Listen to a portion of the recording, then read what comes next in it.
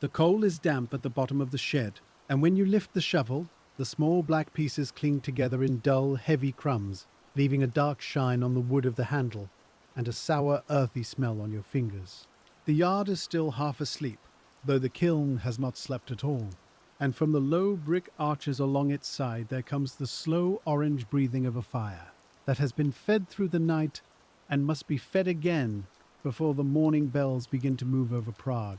You stand for a moment in the little space between cold air and furnace heat, with the back of your coat touched by the last grey of dawn and your face warmed by the open mouth of the kiln, and the day begins in that narrow place. There is no fine beginning to the work, no clean line where rest ends and labour starts, because the kiln has its own hours, older and simpler than the clock in the foreman's room. And it asks for coal whenever the burning is moved along inside the chambers. You learn to read it by small signs, by the colour that shines through the firing holes, by the way a flame bends when the draught is good, by the sound of coal catching deep within the brickwork, and by the dry ticking of heated clay settling somewhere beyond your reach.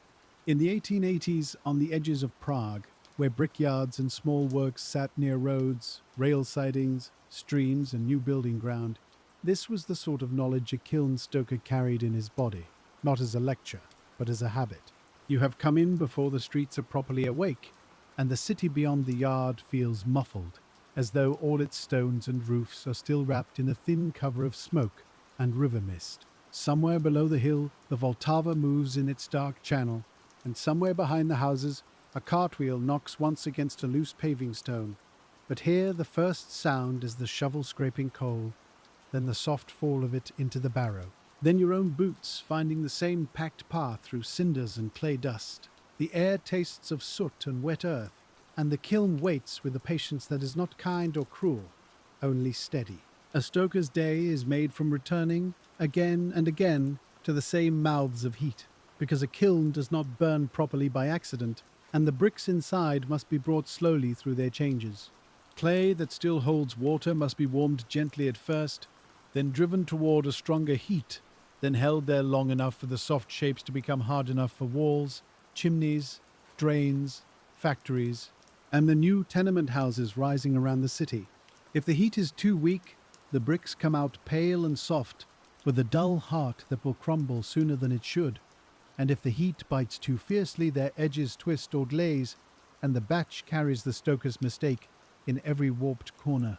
So you stand close enough to feel the fire pull at the skin of your cheeks, and far enough back to keep the hair on your hands from curling too quickly, while the iron door is opened, and the furnace shows itself in colour. It is not a clean flame like a candle at a bedside, but a crowded working fire, thick with coal gas and sparks, rising and folding through the grate, touching the hidden chambers where stacked bricks are taking heat into themselves. The shovel enters, tips, withdraws, and enters again, and every throw has to be small enough to catch well, even enough to spread, and timed so the draught is not choked by the very fuel meant to feed it. The yard around you is not silent, though it has the kind of quiet that belongs to work before conversation, when men move without greeting because their hands already know what must be done. There are piles of raw bricks under cover, their surfaces still carrying faint marks from moulds and fingers, and there are fired bricks stacked in rows that look almost orderly until you notice the chips, the colour changes, and the powder gathered at the base. A horse shifts in its harness near a cart, the leather making a tired creak, and from the drying shed comes the smell of clay, straw, and old boards warmed by yesterday's sun. In an ordinary Prague brickyard of that period, the stoker might be serving a continuous kiln, often called a ring kiln, where the fire travelled slowly from chamber to chamber instead of being started and stopped for every batch. That design had spread through much of Central Europe during the second half of the 19th century, because it saved fuel and kept production moving, and it suited a growing city that needed brick in large, dependable amounts. To a person walking past the outer wall, the kiln might seem like a low, heavy structure with a chimney above it, but to you it is a circle of duties, openings, dampers, signals, and waiting. You do not need to see all the bricks inside to know where the fire has reached, because the kiln gives itself away through its breathing. The dampers and the flues must be adjusted, The small covers over the firing holes must be lifted and replaced, and the coal must be dropped into the proper places so the moving heat front does not hurry too far or lag behind. It is a slow chase, this work, not a race, and the stoker follows the invisible travelling fire as a lockkeeper follows the water level, or a night watchman follows the same corridor with a lantern that has learned each patch of floor. The grimness of it lies partly in the heat, but not only there, because heat at least announces itself honestly when the kiln door opens and the air presses against you like a war. The worst part, some mornings, is the way heat and cold take turns on the body, so that your face burns and your back chills. Your shirt grows damp under the coat, and the yard wind finds that dampness each time you step away to fetch more coal. You learn to keep moving, not quickly, but continually, because stillness lets the discomfort gather around the shoulders and settle into the knees. The coal itself is another companion, dark and ordinary, and never quite clean, and by the end of an hour, it has entered the lines of your palms so deeply that washing only softens the black rather than removing it. Some coal comes in better than other coal, and the stoker knows the difference in a practical way by the smoke, the ash, the clinker, and the uneven anger of certain loads that burn too fast or leave stubborn lumps behind. When the fuel is poor, the fire must be coaxed more often, and the kiln seems to grow moody, as though the whole long brick body has become a tired animal that must be persuaded to keep warm. By the 1880s, Prague was a city of old towers and new industries, of narrow streets that still carried the memory of guilds and markets, and outer districts where workshops, machine shops, breweries, railway yards, and brickyards pressed against fields and villages being drawn slowly into the city's reach. Building meant brick, and brick meant clay, fuel, labour, carts, kilns, and hands that handled the same heavy rhythm until the work became almost invisible to the people who walked past finished walls. You are not building the city in a grand way, not with drawings or speeches, but the heat you tend becomes part of stairwells, courtyards, chimneys, and cellar arches. The stoker does not usually speak about this, because the day is too practical for large thoughts, and because men paid by the shift do not have much use for poetry, while ash is filling under the grate. Still, there may be moments when the thought arrives quietly, perhaps while you lean the shovel against the wall and look at a stack of fired bricks cooling in the pale morning, each one hardened by hours of heat you helped keep even. They are plain things, these bricks, rectangular, rough-edged, reddish or yellowish or brown according to the clay and the burn, yet they carry an intimacy because you have met them before they became durable. Your first round takes you along the kiln wall, where each opening has its small purpose, and each cover must be lifted with care because the iron may be hot enough to punish a careless finger. There are tools for this, hooked rods and handles darkened by use, but a tired person can still misjudge distance. And the kiln is full of little lessons learned only once. You lift, glance, listen, and replace, while the warm air rises around your sleeves and carries with it the smell of coal smoke, baked earth, and a faint mineral sharpness that catches at the back of the throat. Nothing in this place is decorative, though everything has a texture, and the textures become the map by which the body remembers where it is. The brick floor near the firing line is gritty with coal dust and ash, while the path to the shed is slicker after rain, darkened where spilled fuel has mixed with clay, and the wooden handles of the barrows are polished by many palms that never had time to polish anything else. The walls hold warmth long after the fire has moved on, and in winter they can seem almost friendly from a distance, though close work near them still belongs to sweat and soot. If you are new to the work, the older stoker might tell you very little at first, because some trades teach by making a person stand near enough to notice. He may point once at the colour inside the kiln and ask what you see, and when you say orange, he may say there are many kinds of orange, and leave you there with the sentence until your eyes begin to learn. There is the dull orange of heat that is not ready, the clearer orange that says the chamber is rising well, and the harsher yellow-white that warns of a fiercer place where the clay is being pushed toward loss. Those colours are not just beauty, though they are beautiful in the way a banked stove can be beautiful in a dark kitchen. They are practical measurements made before thermometers are common on small yards, before instruments can do what eyes, experience, and caution have been trained to do, and the stoker's judgment rests in the fragile space between enough and too much. You cannot hurry the clay beyond itself, and you cannot repair a bad firing with regret, so you learn to serve the process rather than command it. The raw bricks have already passed through other hands by the time you meet them in the kiln. Clay was dug and weathered, mixed and tempered, pressed into molds, turned out onto boards or sanded ground, and dried under sheds where air could take away moisture without letting the pieces crack. Boys, labourers, moulders, carters, and stackers all gave the clay some part of their day, and now the stoker's part is to bring the material through fire, which sounds dramatic until you live inside the repetition of it and discover that most of fire tending is waiting, watching, and making small corrections. The firing of brick is a slow conversation between water, clay, air, and heat, though a stoker in the 1880s would not describe it that way while wiping soot from his brow. First, the remaining dampness must leave, because trapped water turns harsh under heat and can split the brick with a small report from inside the setting. Then the clay changes further as the temperature rises and the particles draw closer, minerals shift, and the soft-cut blocks become the harder units that builders trust, though in the yard, these changes are known by colour, sound, weight, and the lessons of past mistakes. There is grimness in knowing that the kiln does not forgive inattention, yet the attention it asks is not bright or exciting, and this is what can wear a person down. You cannot simply stare into the fire every moment, because coal must be fetched, ash cleared, covers moved, dampers checked, and instructions taken, but you also cannot drift too far into your own thoughts without risking a chamber that cools or flares. The mind settles into a narrow path, walking between boredom and care, and after long enough the path becomes the shape of the shift itself. At mid-morning the yard has woken more fully, and the smoke from the chimney rises into a sky that has lost its dawn softness and become the plain working grey of the city. Prague in the 1880s is not one single smell, but many, because the river, horses, coal smoke, breweries, laundries, kitchens, damp courtyards, and workshops all send something into the air.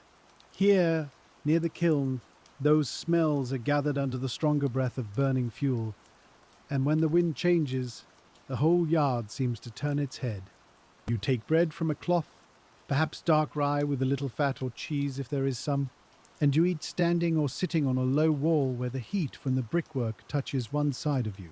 The food tastes faintly of coal because your fingers do, and even if you wipe them carefully on a rag, some part of the yard comes with every bite. There is no ceremony in this meal, only the practical kindness of chewing slowly while the kiln is steady, and listening for the sounds that might call you back before the bread is finished.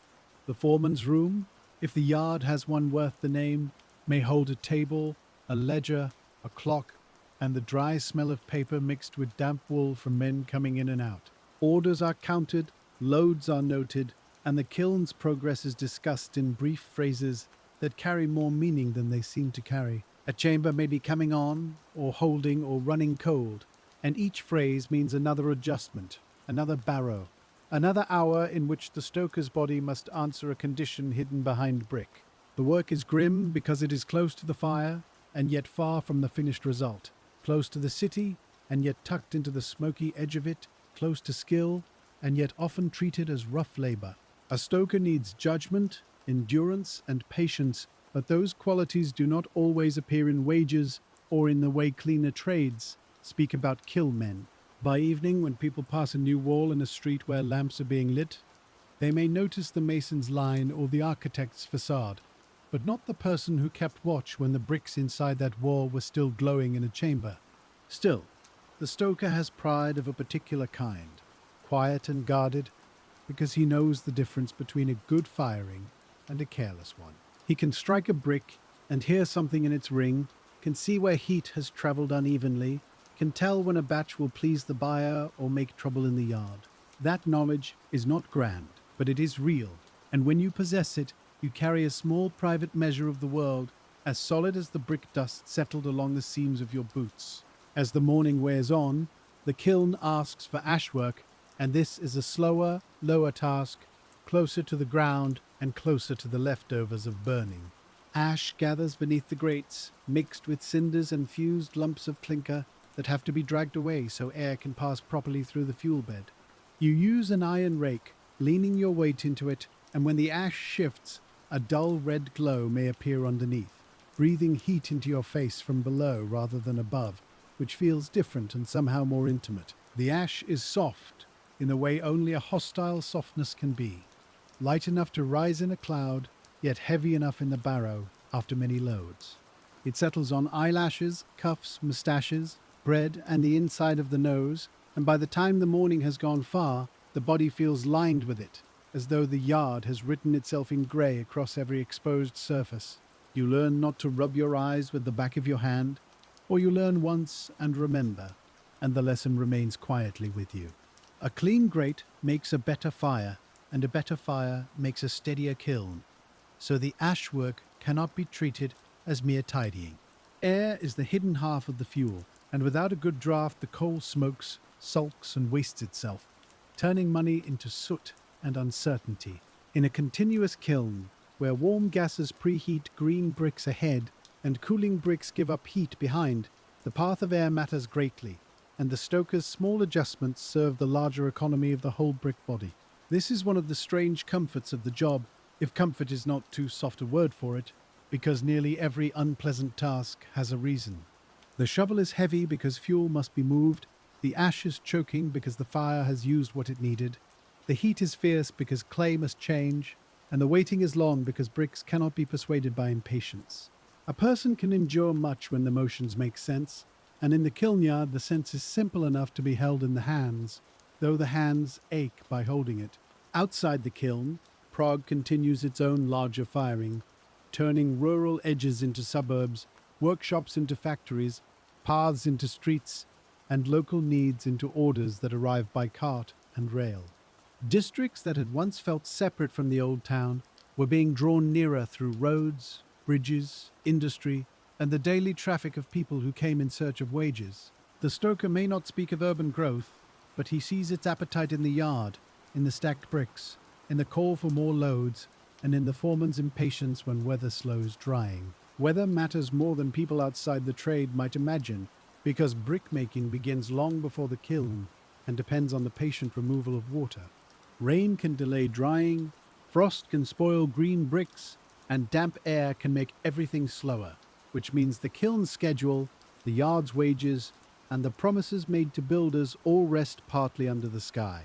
The stoker's fire seems powerful, but it belongs to a chain of conditions, and like all workers in old industries, he learns that strength is often less useful than timing. On wet days, the yard becomes heavier in every sense, and the clay clings to boots while coal dust turns slick underfoot, making the walk from shed to kiln a small negotiation. Steam rises from damp surfaces near warm brickwork, and coats never quite dry, because the furnace heat drives moisture outward only for the cold air to gather it again. The stoker moves through this dampness toward the fire and back toward the dampness, and the body cannot decide which world it belongs to, only that it must keep returning. The kiln chimney stands above all this as a simple vertical fact, pulling the gases upward and giving the whole process its slow draft. In the morning haze, it may be only a darker shape against the sky, but by midday, it is part of the city's working outline. One more column of smoke among many. The smoke is not romantic when it is in your lungs and clothes, yet from a distance, it can look almost soft, thinning into the air over roofs, church towers and factory yards, as though labor itself were becoming weather. A stoker does not own much silence, because the fire has its noises and the yard has its calls, but he may own a kind of inward quiet, while doing the repeated motions.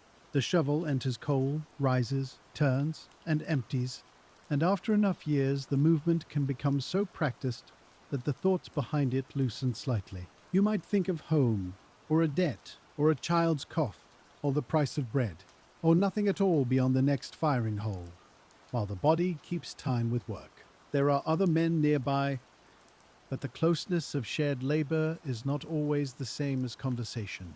One man may mend a barrow wheel, another may stack fired bricks with a dull clicking sound, and another may move along the drying shed with boards of green brick, shoulders bent in the practiced way of people who carry fragile weight. A joke may pass, not sharp or loud, just enough to mark that the morning has not swallowed everyone entirely, and then the yard returns to its plain speech of wood, iron, coal, and clay. The stoker's clothing is chosen less by preference than by survival, because cloth must bear sparks, grime, sweat, and weather without asking for delicacy. Wool holds warmth even when damp. Linen or cotton shirts take the soot. Leather aprons may appear where heat and rough surfaces require them, and caps keep dust from hair until the dust finds its way under the cap anyway. By the end of the shift, every garment has become part of the kiln's outer skin, carrying the smell of smoke back through streets and roofs where others may turn their heads slightly without meaning to. That smell is one of the quiet social marks of the job, because even away from the yard, the stoker is not fully away. Coal smoke sits in the seams of clothing, ash under the nails, and the heat of the kiln leaves a tiredness that is different from field labor or bench work, a drained heaviness that can make a chair seem deeper than it is. At home, water in a basin turns grey quickly, and still some darkness remains in the creases of the hands, as though the day has decided to sleep there too. In Prague, where Czech and German speech often moved through the same streets, workshops, offices, and markets, a kiln yard might carry more than one language in its orders and complaints. A tool could be asked for in one tongue and cursed in another, while practical gestures did the work of translation whenever words were unnecessary. The fire did not care what language named the damper or the shovel, but the men did, in the ordinary way people do, and the yard speech belonged to the mixed life of the city around it. The work itself could make a person feel older than his years, not from one grand hardship, but from the accumulation of heat, dust, lifting, watching, and nights cut into uneven pieces. Kilns were often tended beyond the neat borders of daylight, because a firing schedule could not be folded politely around a family's supper or a person's sleep.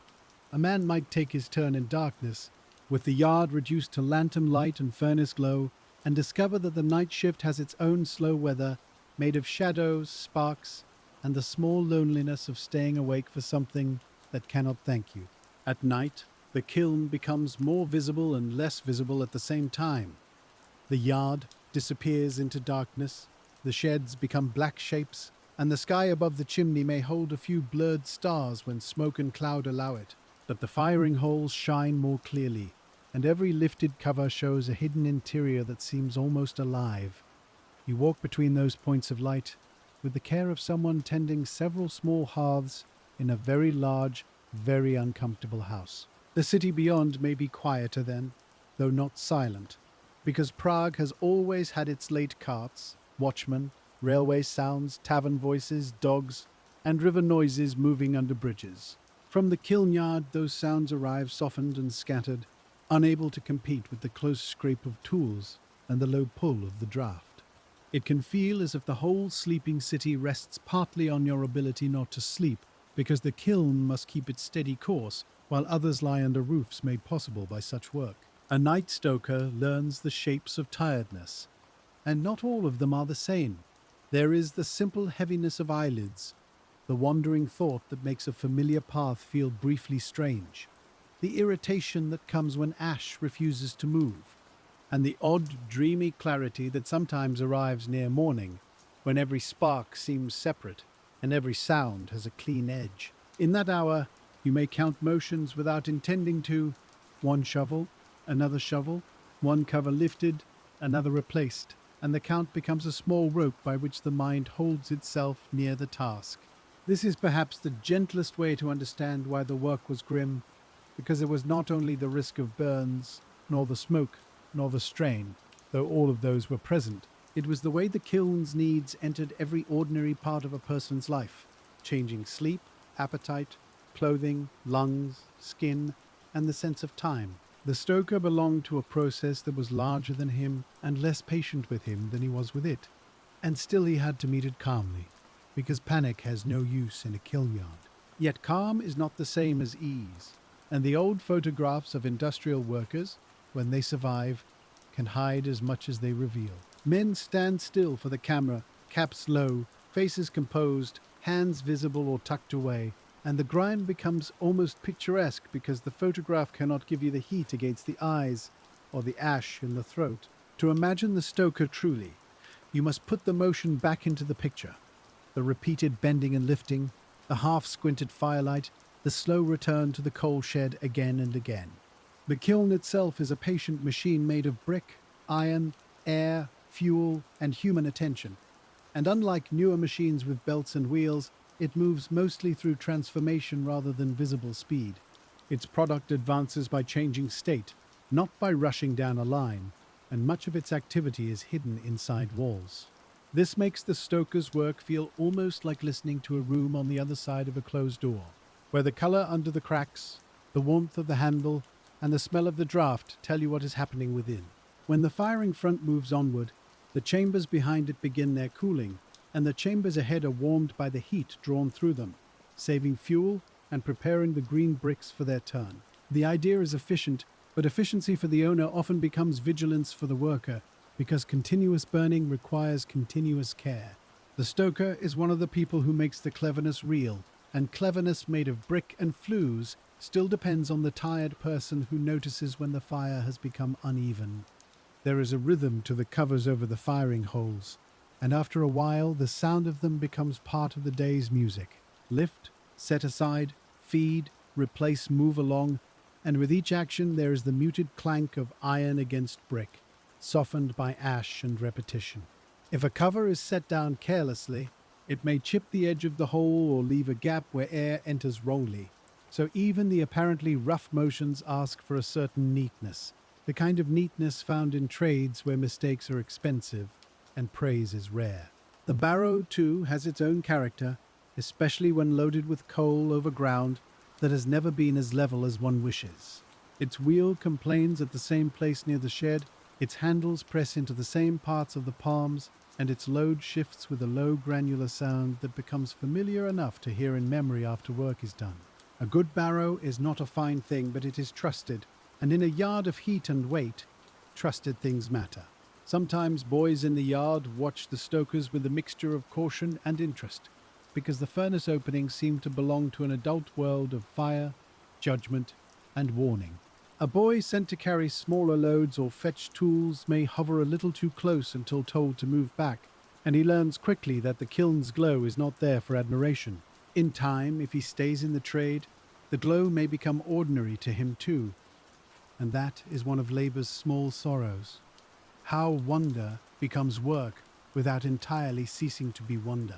The stoker may remember his own first days, when the heat felt impossible, and the older men seemed made of sterner material. Later he understands that they were not made differently, only accustomed, and that their endurance was a practice rather than a gift. The body adapts in some ways and pays in others, and every trade has its bargain, though in the kiln yard the bargain is written plainly in soot, sweat, cracked skin, and the deep tiredness after a long firing.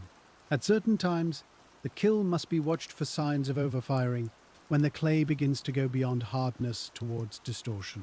Bricks placed too near a fierce heat can blister, fuse, or darken heavily, and while some overburnt bricks may still find uses where strength matters more than appearance, too many damaged pieces mean waste. The stoker cannot see every hidden brick, so he must infer the condition of thousands from glimpses, experience, and the behavior of the fire, which is an old kind of responsibility, quiet but constant. Underfiring has its own trouble, less dramatic in appearance but just as serious in result.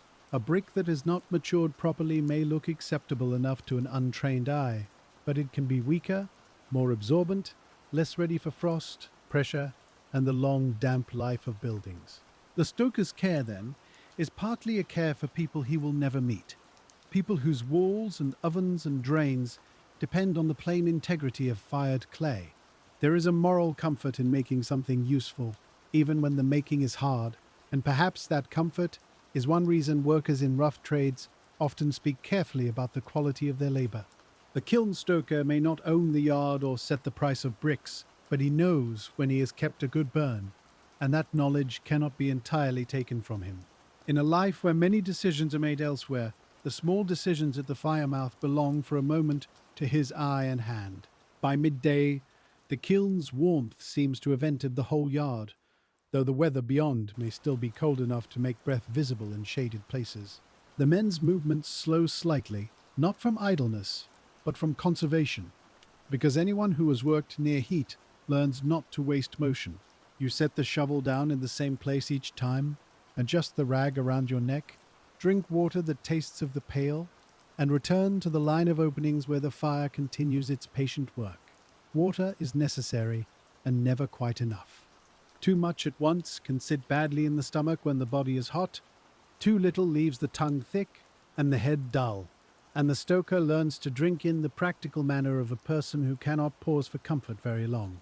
In winter, the water is cold enough to ache in the teeth, while in summer it warms in the pail and offers refreshment, mostly because the body is willing to accept anything wet. Summer changes the grimness without removing it, because a kiln yard in warm weather can feel as if the season and the furnace have made an agreement against the workers. The drying sheds may perform well, the clay may lose moisture readily, and production may be brisk, but the stoker stands in heat, layered upon heat, with dust rising more easily from dry ground and sweat carrying soot down the face in dark lines. Shade becomes a form of wealth measured by minutes, and a breeze, if it comes without blowing smoke back toward you, feels almost like mercy.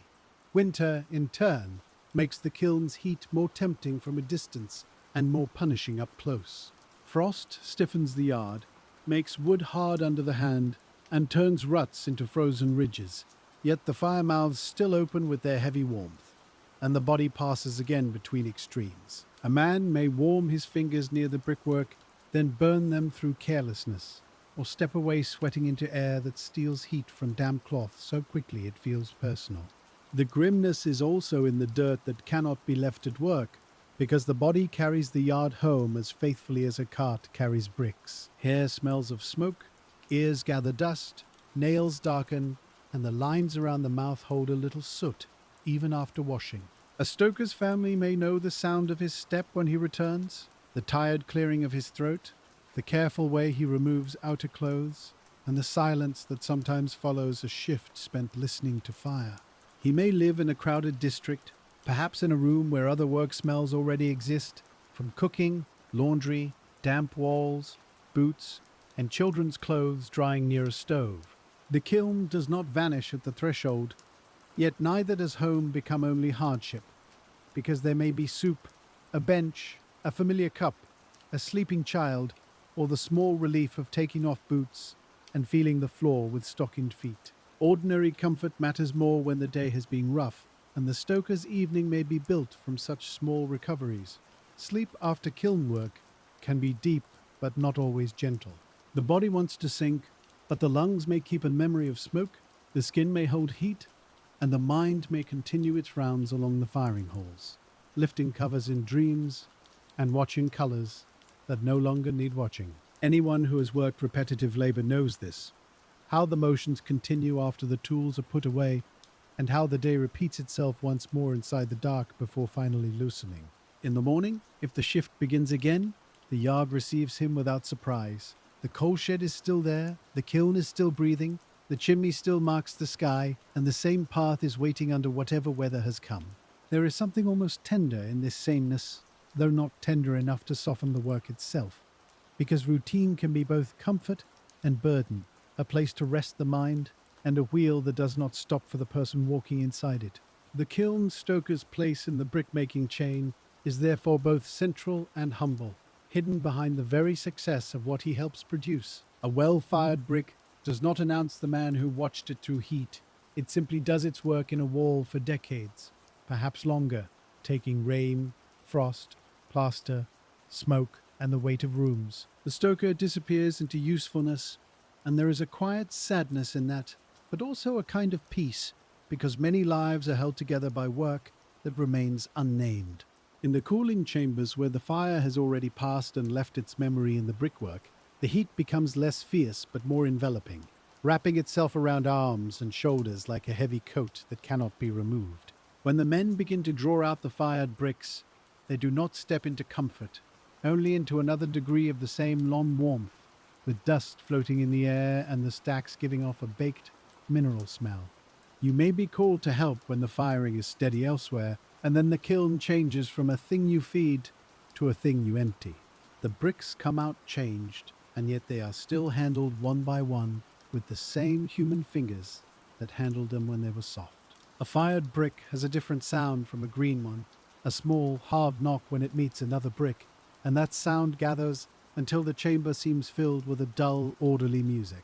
The men pass, lift, stack, and count, and even though the work is rough, there is care in the way a good brick is set down, because every chip means some small loss of value. You can feel quality through the hands as much as see it with the eyes.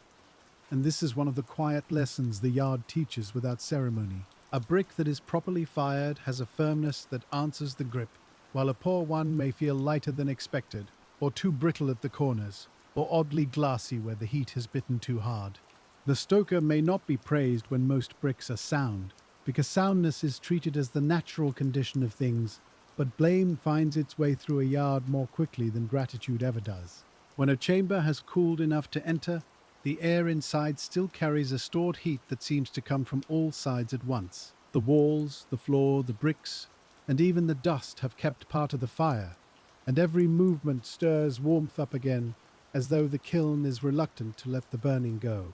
You bend, lift, turn, stack, and straighten, feeling the work in the lower back and wrists, while the chamber slowly empties and daylight finds spaces where bricks had been waiting in the dark. The path from hot chamber to open yard is marked by color as much as by distance, because the fired bricks shift from hidden glow to dull red, brown buff, or smoky purple, according to the clay in the flame. Some bear dark flashed marks where gases moved around them, some show pale patches, and some have a slight bend that will decide where they may be used. To the passer-by, a stack of bricks is only a stack of bricks, but to the yard it is a record of weather, fuel, skill, hurry, and patience. The unloading work has a dry sound, very different from the wet slap of clay being molded or the scrape of coal in the shed. Fired brick clicks against fired brick, dust falls in small size, and boots drag through grit that has been baked, crushed, and walked upon until it becomes part of the ground. A man coughs, another clears his throat, someone asks for water, and then the rhythm resumes, because the chamber will not unload itself, and the next setting waits for its place. After unloading comes stacking, and stacking is not mindless, though it may look so from across the yard. Bricks must be laid so they stand firm, so they can be counted, so air can pass if needed, and so carts can be loaded without wasting steps. The stacker's hands learn the size of a brick until the shape feels less like an object than a measure of time, and the stoker, helping for an hour, feels that same measure settle into the arms like a quiet weight. The newly opened space inside the kiln has to be prepared for green bricks, and here the fire's absence becomes another kind of attention. The chamber must receive the next charge in a way that allows hot gases to move through it evenly, with openings and paths left between the stacked ware so heat can travel where it must. It is patient arranging this setting of the kiln, and the work has the careful repetitiveness of packing a cupboard for a very stern household, where every small gap has a purpose. Green bricks arrive from the drying sheds with their own fragility, firmer than fresh clay but not yet strong enough to be treated harshly. They may carry sand on their faces, a faint imprint from the mold, or the slight roughness of a wire cut, and they must be stacked without crushing corners or closing the passages that heat will need later. You handle them with a different touch than fired bricks, because one belongs to the end of the process and one still carries the hope of becoming useful. There is a hush in a chamber being set, not because people are silent, but because everyone knows a careless collapse would waste hours of labor. Bricks are placed in rows, spaced by habit and instruction, and the pattern climbs until the chamber begins to fill with a careful geometry made by tired hands. If a lantern is needed, its light touches the clay softly, and the walls seem to lean inward, not dangerously, but with the closeness of an enclosed place that has known many fires. The stoker understands that the fire he tends later will not pass through an empty idea, but through this arrangement of actual bricks. A blocked passage can leave cold places, a loose setting can settle badly, and uneven stacking can make heat travel in ways that no amount of later wishing can correct. So even when his own main task is coal and draft, he watches the setters when he can, because their work and his are tied together by the same hidden airways. The kiln is often spoken of as though it were a machine, and in many ways it is. But its machine-like quality depends on human correction at every turn. Clay varies by scene and season, coal varies by source, dampness varies by weather, and the men vary by fatigue, skill, temper, and the small accidents of a working day. No drawing or patent can remove all that variation, so the yard becomes a place where repeated judgment stands beside repeated motion, and the stoker lives where those two meet. In the 1880s, industrial Prague was full of such places, where older craft knowledge met newer systems and neither fully disappeared. A continuous kiln could be more efficient than an older clamp or intermittent kiln, but it still needed eyes that knew color, hands that knew tools, and bodies willing to return at odd hours. Progress, as felt by the worker, could mean a steadier demand for attention, and the word modern might arrive wearing a coat stiff with coal dust. The men who designed and owned kilns often wrote about fuel savings, output, and improved firing, and those things mattered in a world where every cartload of coal cost money. But in the yard, economy was experienced as a practical pressure, because wasting heat meant more labor, more expense, and sharper words from those who counted the result.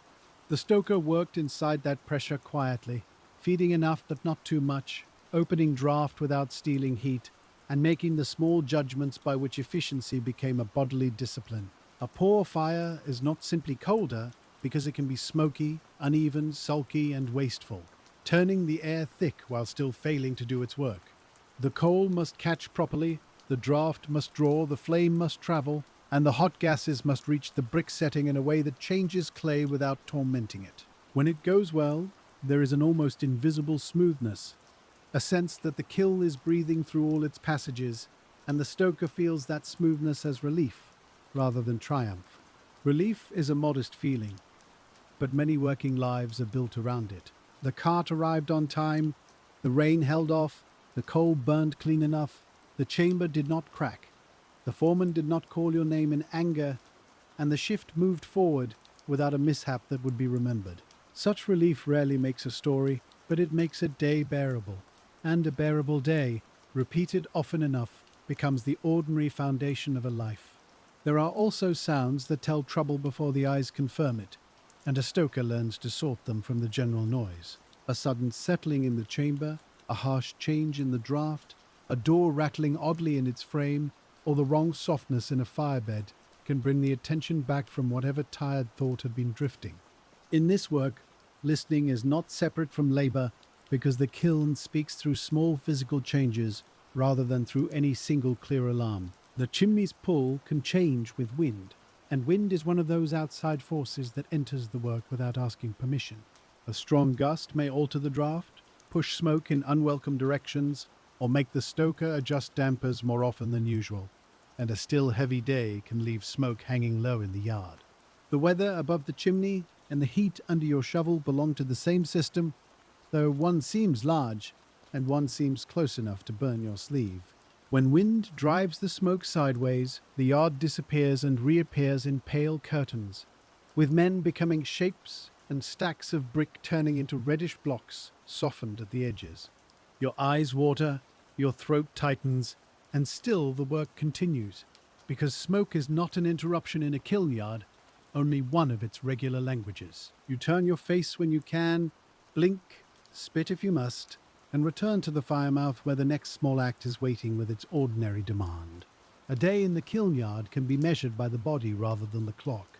The first hours sit in the shoulders, the middle hours settle in the back and thighs, and the late hours move into the hands, making fingers slow around tools that were easy to grasp at dawn.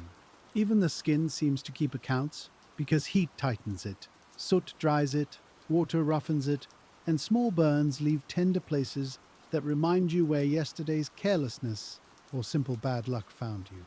The hands are perhaps the truest record of the stoker's work, more honest than any ledger and more detailed than any wage book.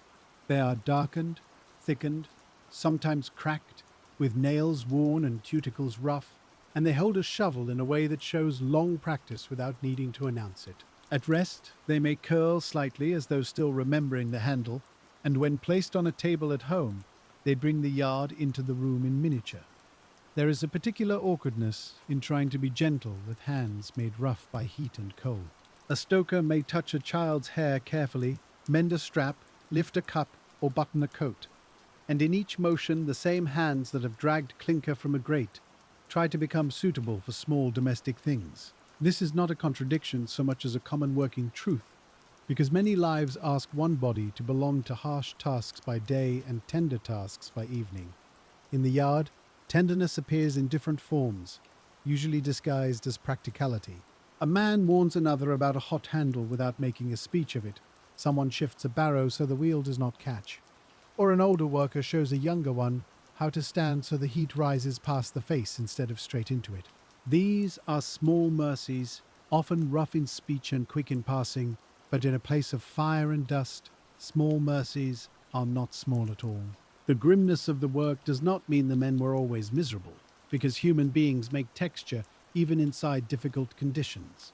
There might be talk about a festival day, a borrowed pipe, a complaint about a landlord, a song half hummed near the shed, or a shared opinion about a batch of coal that everyone agrees is poor. Life enters the yard through these ordinary pieces, and the stoker, like anyone else, carries moods that change with weather, hunger, pay, and the news brought in from the street. But the kiln remains the central fact, and every lighter moment bends around it. A joke is cut short by a cover that must be lifted. A meal is interrupted by a draught that needs correction, and a conversation fades because two men are needed to move something hot or heavy. The fire does not resent the human world around it, but neither does it make room for that world, and the stoker learns to tuck his private life into the spaces the process leaves open. The city's appetite for brick could make the yard busy for weeks, with carts arriving and leaving in a manner that seemed endless from inside the routine. Builders wanted deliveries, foremen wanted output, owners wanted steady burning, and the stoker wanted, among other things, enough rest to return without feeling hollowed out. Industrial growth often appears later as streets, maps, and proud statistics, but at the fire mouth it appears as another load of coal and another night when sleep must be postponed. The kilns on the outskirts were tied to the soil beneath them, because brickmaking began with clay near at hand whenever possible. Pits opened in fields, their sides marked by spade and shovel, and the earth that had held water, roots and stones was taken up to become building material through mixing, moulding, drying and fire. The stoker stands near the end of this earthbound path, watching ground become architecture by way of heat. There is a certain quiet strangeness in that transformation, though no one in the yard needs to make it mystical. Clay from a pit, black coal from elsewhere, air pulled through flues, and labour from tired bodies all meet inside the kiln, and what comes out is something that can hold a roofline or line a drain. The ingredients are humble, almost stubbornly so, but the result is durability, and durability has its own plain dignity. Even the waste has its place. Broken bricks may be used for hardcore, paths, repairs, or rough filling, and ash may find a use somewhere in the yard, because industrial places often keep a second life for materials that did not fulfill the first plan. The stoker sees this reuse without sentiment, yet there is comfort in a world where not every cracked thing is immediately nothing, where even the imperfect pieces may support some hidden layer. The yard surface itself is made from such leftovers, packed with fragments of brick, ash, cinders, coal dust and clay trampled into a firm, uneven skin. In dry weather, it powders under the boots. In rain, it darkens and clings. And in frost, it holds the marks of wheels until the thaw softens them again. You walk over the history of previous firings with every trip to the shed, and the ground remembers more shifts than any worker can count.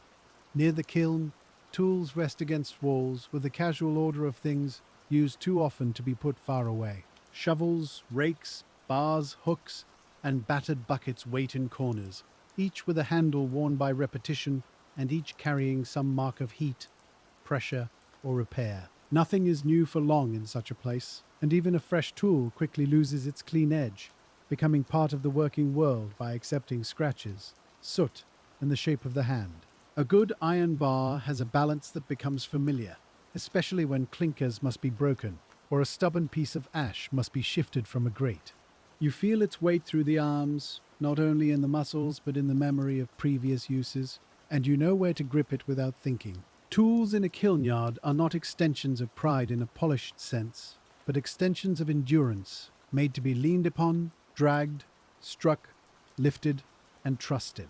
The foreman may notice who treats tools carelessly, because broken tools cost time and money, and because carelessness with tools can become carelessness near heat.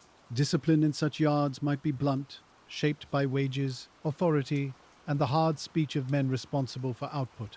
Yet beneath it, there is also the practical truth that the work needs order. A misplaced cover, a lost hook, a bar left where a wheel can strike it, and the whole small arrangement of labor becomes less safe and less smooth. Safety, in the modern sense, would not have surrounded the 1880s Stoker with the protections later generations might expect. There might be caution, custom, and the warnings of experienced men, but there were also long hours, rough surfaces, smoke, heat, and the ordinary acceptance of minor injuries as part of the trade. The grimness of that acceptance is quiet, because it lives in phrases like "it's only a burn," or "wash it and bind it," or "keep your sleeve down next time." A small burn is still a burn. It has its own bright moment, its later tenderness, and its stubborn refusal to be forgotten when the same spot brushes cloth or tool. But in a yard where the kiln cannot pause for every injured finger, pain is often folded back into movement, and the worker's body becomes a place where discomfort is stored, managed, and rarely discussed for very long. There is also the matter of breath, always breath, because coal smoke and dust do not stay outside the body simply because a person would prefer it. A stoker coughs, as other men cough, sometimes casually, sometimes more deeply, and while the day's labor continues, the sound may be treated almost as part of the yard. The lungs do their quiet work under conditions they did not choose, drawing in air warmed by fire, thickened by ash, and scented with the sharpness of burning coal. At times, stepping away from the kiln into open air feels like relief, until you discover that open air in an industrial district is only cleaner by comparison.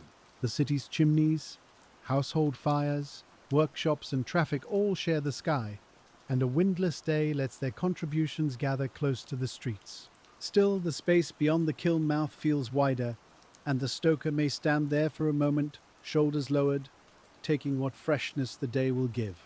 The Prague of that time held beauty close to smoke, and perhaps that closeness is part of what makes imagining the kiln stoker so human. Church spires, river light, old stone, and plastered facades belong to the same city as coal yards, factories, crowded rooms, and men whose clothes carried the smell of fire.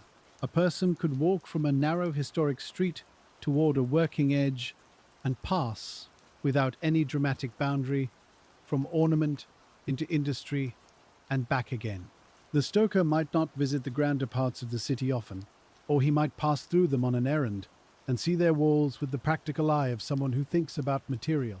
He may notice brick under plaster, chimneys above roofs, drainage works, brewery walls, or the color of new construction where the city is changing. Where others see a street, he may see firing, transport, mortar, labor, and the hidden heat that hardened each unit.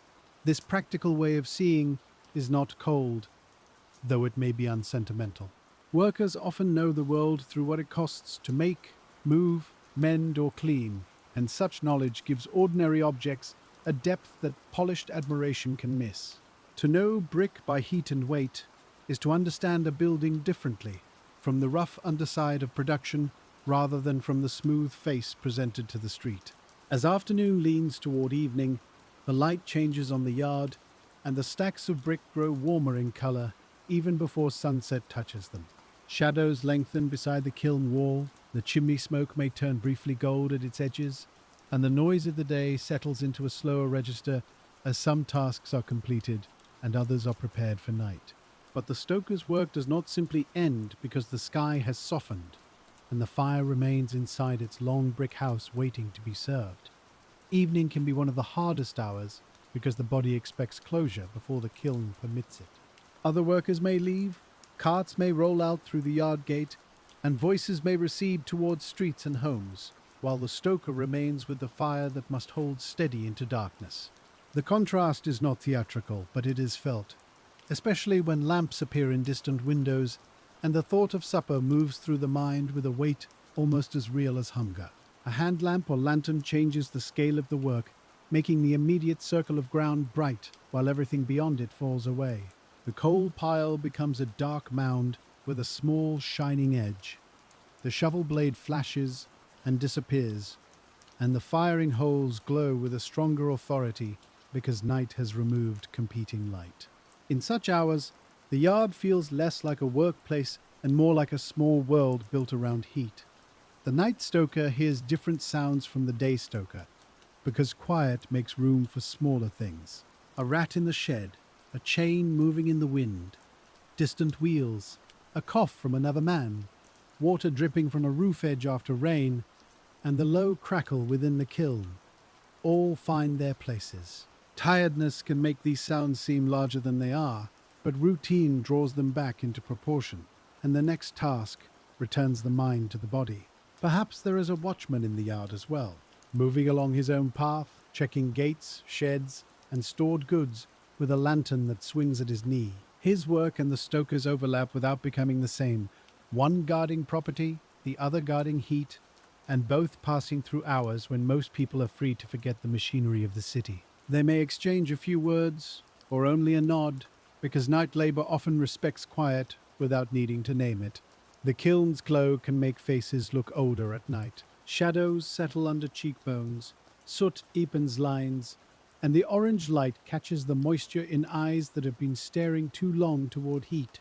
Yet there is steadiness there too, because a person who has kept many nights with a fire learns a certain economy of expression, saving energy for the motions that matter and letting the face become as practical as the hands. On cold nights, the contrast between furnace and yard is so strong that stepping away from the kiln feels like stepping through an invisible door. One side of the body still carries heat, while the other side receives the chill, and the dampness in clothing reminds the skin that warmth is not the same as dryness. You pull the coat close, though the coat is already marked with smoke, and return to the place where the kiln needs another measured feed. There is no romance in being too hot and too cold by turns, but there is a rhythm, and for sleep we can follow the rhythm without pretending it was easy. The stoker moves from coal to fire, from fire to ash, from ash to damper, from damper to water, and back again through the same stations as night folds itself around the yard. The repetition is plain enough to quiet the mind, even while the work itself would have tired the body down to its deepest reserves. Somewhere in the hidden chambers the bricks are moving through their own slower transformation, though they do not move in space. Moisture leaves, heat enters, minerals respond, and the color within the setting shifts by degrees that no sleeping city sees.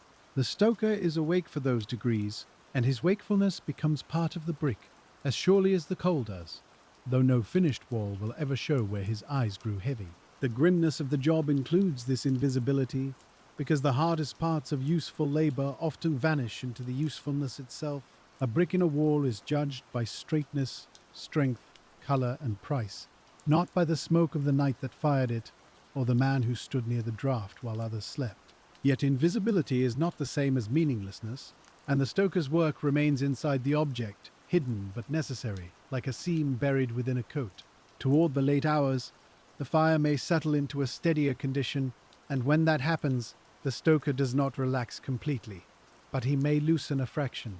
He checks the covers, listens at the flue, watches the chimney pull, and allows himself a few slower breaths near a place where the smoke is thinner. The body knows not to trust comfort too far, yet even a small easing can feel large when the night has been long. In the foreman's ledger, this period might be represented by marks, numbers, fuel quantities, output, and dates, all cleanly written when compared to the work that produced them. On the ground, however, the same period is represented by a sore shoulder, a blackened rag, an emptied coal bay, a barrow track in ash, and the faint tremor in hands after hours of gripping iron and wood. The ledger is not false, but it is incomplete, as all neat records of rough work must be. The stoker may have learned to distrust neatness when it comes from people far from heat. A drawing can show the kiln's plan, a calculation can show fuel saved, and an order book can show how many bricks are promised. But none of these shows the small human delays and adjustments that make the plan possible. The real kiln lives in gaps between plan and material, and the stoker spends his working life inside those gaps. Still, he might take satisfaction in a well-run night, especially when morning reveals no obvious trouble and the heat has travelled as it should. Satisfaction may not show as a smile because tired men often keep their faces closed, but it can appear in the way he sets the shovel down or in a brief comment to another worker. The words may be simple, the burn is holding, or that chamber looks well, but behind them lies a whole night of attention. Morning returns gradually, first as a paler edge behind roofs and sheds, then as a cool grey that flattens the yard before colour comes back. The kiln glow fades in comparison to the sky, though it remains strong inside the openings, and the chimney smoke becomes visible as a rising column rather than a darkness against darkness. Birds may begin somewhere beyond the yard, and their sound, thin and ordinary, can feel almost surprising after hours of coal, iron and flame.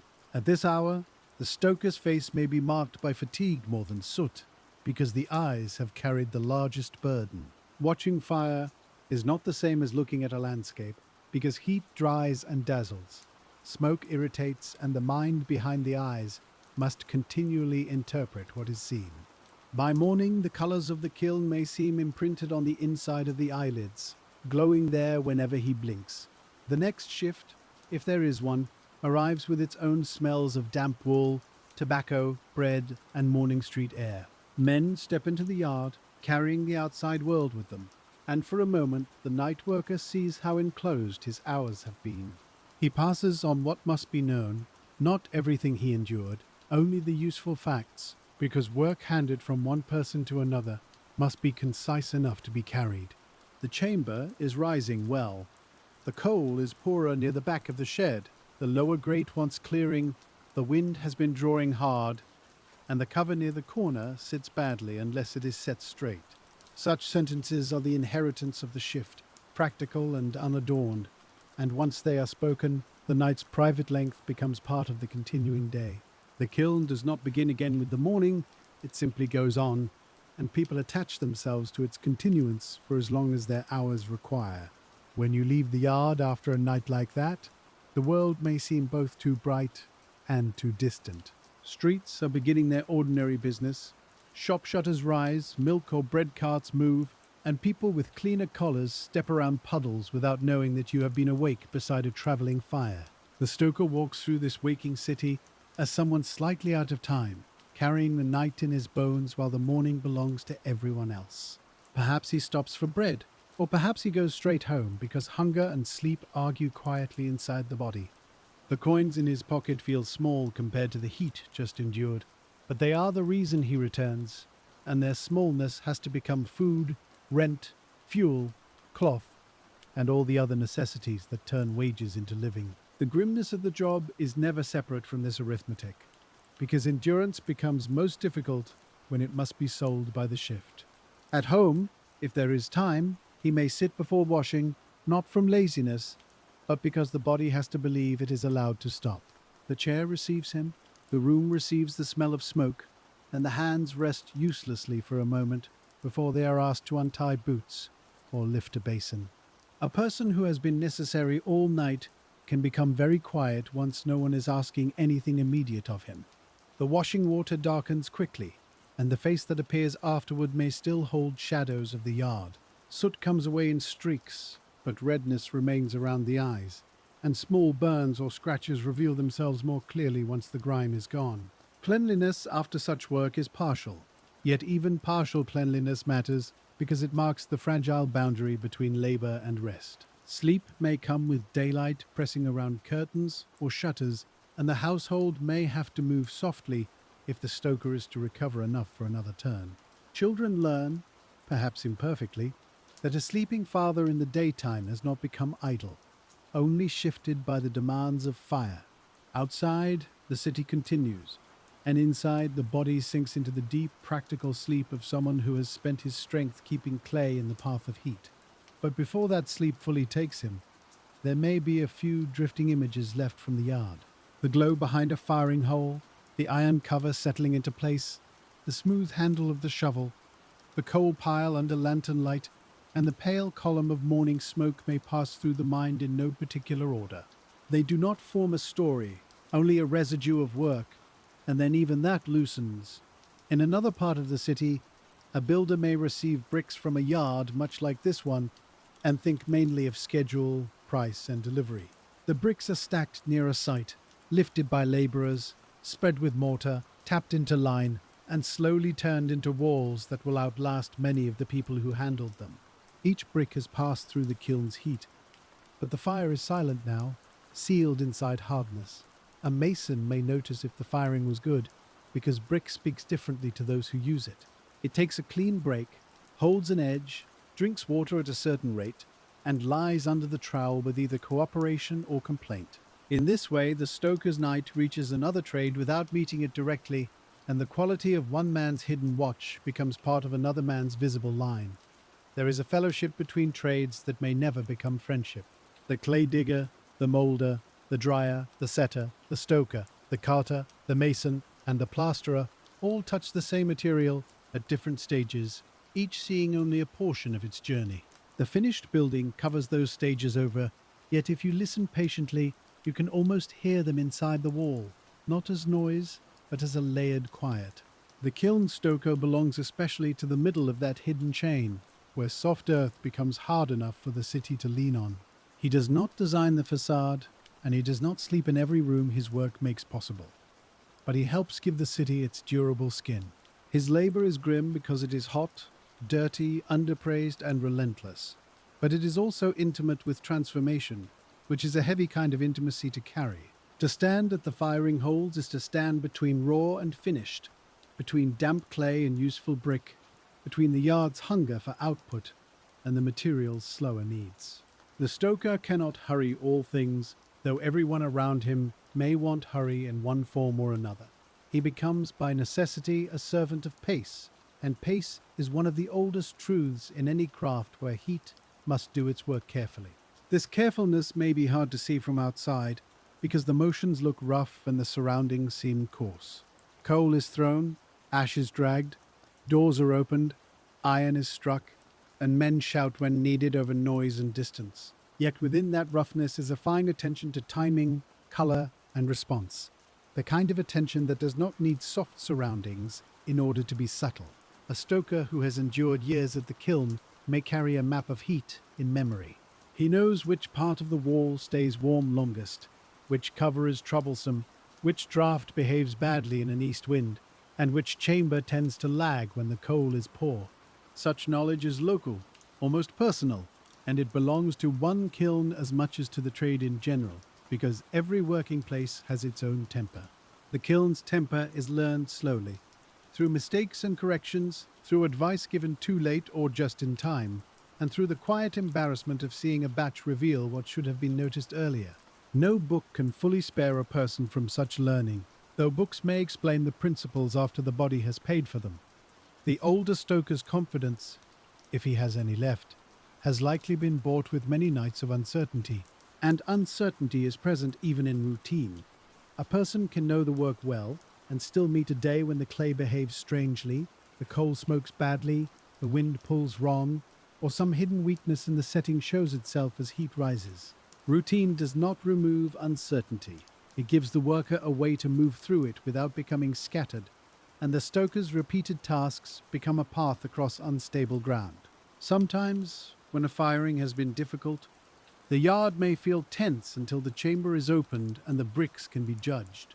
Men gather without seeming to gather, glancing toward the first drawn rows, listening to the ring, watching the foreman's face. If the results are decent, the tension dissolves quietly into more work, because there is always more work, and relief in a brickyard rarely has time to become celebration. If the results are poor, the yard absorbs that too, though not gently. There may be blame, calculation, sorting, the salvage of what can be used, and the dull knowledge that fuel, clay, labor, and time have not turned into their proper value. The stoker may feel such a failure deeply even if others share responsibility, because fire was his portion, and the portion given to a person becomes the place where conscience settles. Conscience in labor is a quiet and complicated thing. It may survive even when wages are low, authority is harsh, and the worker has little control over conditions, because people often care about doing work well, even when the world gives them few rewards for that care. The kiln stoker's pride does not erase exploitation or fatigue, but neither does hardship erase the dignity of knowing how to keep a difficult process alive. By late afternoon, if you are back at the yard, after rest too short to satisfy the body, the same details receive you again. The coal shed smells as it did, the kiln wall holds heat, the yard dog sleeps near a place where carts seldom pass, and the chimney continues to draw smoke into the sky with slow indifference. Repetition might feel cruel on some days, but on others it saves thought, because the body can step into known motions before the mind has fully woken. The shovel waits with its handle dark from many hands, and when you lift it, you feel both the day's beginning and all the beginnings before it. The first load of coal is never just the first load. It carries memory, habit, irritation, skill, and the unspoken hope that this shift will pass without unusual trouble. The fire accepts what you give it, transforms it quickly, and asks again, because asking again is the nature of fire under work. There are moments when the kiln's beauty is difficult to deny, even for someone who has earned the right to resent it. A clear draught draws the flame in long folds, red deepening to orange, and orange brightening where coal gas catches, while sparks lift briefly and vanish into the dark passage above the grate. The sight is beautiful in the way dangerous tools can be beautiful when used well, and the stoker may notice it without pausing long enough to admire it. Beauty does not soften the heat, but it changes the memory of it. Later, when the body thinks back on the yard, it may remember not only smoke and soreness, but also the strange color inside the chamber, the winter steam lifting from damp bricks, and the soft red of fired stacks under evening light. Hard work is rarely one thing only, and even grim work can hold small images that the mind keeps because they are quietly luminous. The word grim, then, should be held carefully, not as a shout, but as a low truth. It was grim because the work was exhausting, dirty, risky, and often poorly recognized. Grim because the kiln governed sleep and meals. Grim because heat and dust entered the body and stayed there. But it was not without rhythm, skill, companionship, humor, or the calm satisfaction of bringing a difficult material through its appointed change. To imagine yourself as the stoker is to stand in that mixture without simplifying it. You feel the shovel, the heat, the damp air, the coal dust on bread, the watchfulness of night, and the small pride of a firing that holds steady when it might have wandered. You also feel how little the city notices, and how the finished brick leaves the yard with no mark of the hands and lungs that help make it ready. The road outside the yard carries carts away, their wheels grinding over stones as the loads go toward building sites, warehouses, repairs, and streets still taking shape. Each cart leaves a little quieter space behind it, though more bricks wait, and more raw clay is being prepared somewhere in the chain. The stoker watches only briefly, because outgoing loads belong to another stage, and the kiln beside him remains warmer, nearer, and more demanding than anything beyond the gate. At dusk, the stacks cast long, low shadows, and the yard seems almost orderly from a distance, with bricks squared into piles and the kiln wall lying broad and solid under the smoke. Closer in, the disorder returns in useful form, as coal chips, ash heaps, broken corners, ruts, buckets, tools, and footprints make the place honest. Industrial work rarely has the smooth surface later memory gives it, but its roughness has a kind of truth that polished accounts leave behind. The stoker moves through this truth by habit, carrying a shovel in one hand and the hour in his body. He knows where the ground dips, where the barrow wheel catches, where smoke gathers when the wind comes from the river, and where a person can stand for a breath without being in anyone's way. Such knowledge is humble and exact, and it can make a difficult place feel almost familiar enough to call home, though home is elsewhere. Home, when it comes, may be reached by streets that narrow and darken as evening settles. Lamps glow in windows, voices rise from taverns, footsteps sound under archways, and the city's stone holds the day's remaining warmth in places where the sun has touched it. The stoker walks with a tiredness that has shape and direction, carrying his pay, his soot, and the dim satisfaction that the kiln has been left in order for the next man. But the yard continues without him, and this continuity is part of its strange power. Another hand lifts the cover, another shovel feeds the fire, another set of eyes measures color, and the same hidden chambers move slowly through heat toward cooling. The kiln is never truly one person's labor, but many labors joined by timing, and each worker leaves behind a trace that is visible only in the steadiness of the burn. Perhaps, after many years, the stoker comes to feel the kiln less as an enemy than as a hard companion. It takes his strength, blackens his clothes, shortens his sleep, and gives him no tenderness, yet it is also predictable in ways people are not, asking for fuel, air, clearance, and attention with the same plain insistence. A person can grow attached to the shape of his burden, not because it is light, but because he has learned how to carry it. This attachment is not romantic, and it does not make the work fair. It is only the ordinary bond formed by repetition, skill, and survival, the bond between a worker and the place where he has spent too many hours to remain untouched. The kiln wall, the coal shed, the ash pit, the path across the yard, and the particular sound of one iron cover dropping into place all become part of the stoker's inner furniture. Years later, if he leaves the work, he may still notice chimney smoke in a certain way, he may judge the color of bricks in a wall without meaning to, or feel in cold weather the remembered relief of standing near warm masonry after rain. The body stores trades, and even when tools are set down for the last time, some echo of their use remains in shoulders, palms, lungs, and dreams. The city changes, as cities do, absorbing old yards, replacing pits, rerouting roads, building over the ground where men once moved between coal and fire. A brickyard can vanish almost completely beneath later streets, leaving only a name, a contour in the land, or nothing that a passerby would recognize. But the bricks made there may remain elsewhere, hidden under plaster or visible in cellars, keeping their silence long after the kiln has cooled forever. And if you rest your hand in imagination against one of those old bricks, you can think of the heat that once passed through it, not as a blaze now, but as a memory held in clay. The stoker would never have called it memory, because to him it was a unit to be fired, counted, sold, and moved on. Yet the material kept the result of his attention in its body. That is the quiet oddness of industrial work, how the worker disappears from sight while the work remains, plain and useful, asking for no explanation. In the yard itself, the day always returned to practical matters, and the practical matters had no patience for long reflection. A damper stuck in its slot, a cover needed replacing, a barrow wheel had loosened, and the coal nearest the wall had drawn damp from the ground again. You bend to the repair, or the lifting, or the next small correction, and thought folds itself back into the movement as neatly as a rag tucked under a belt.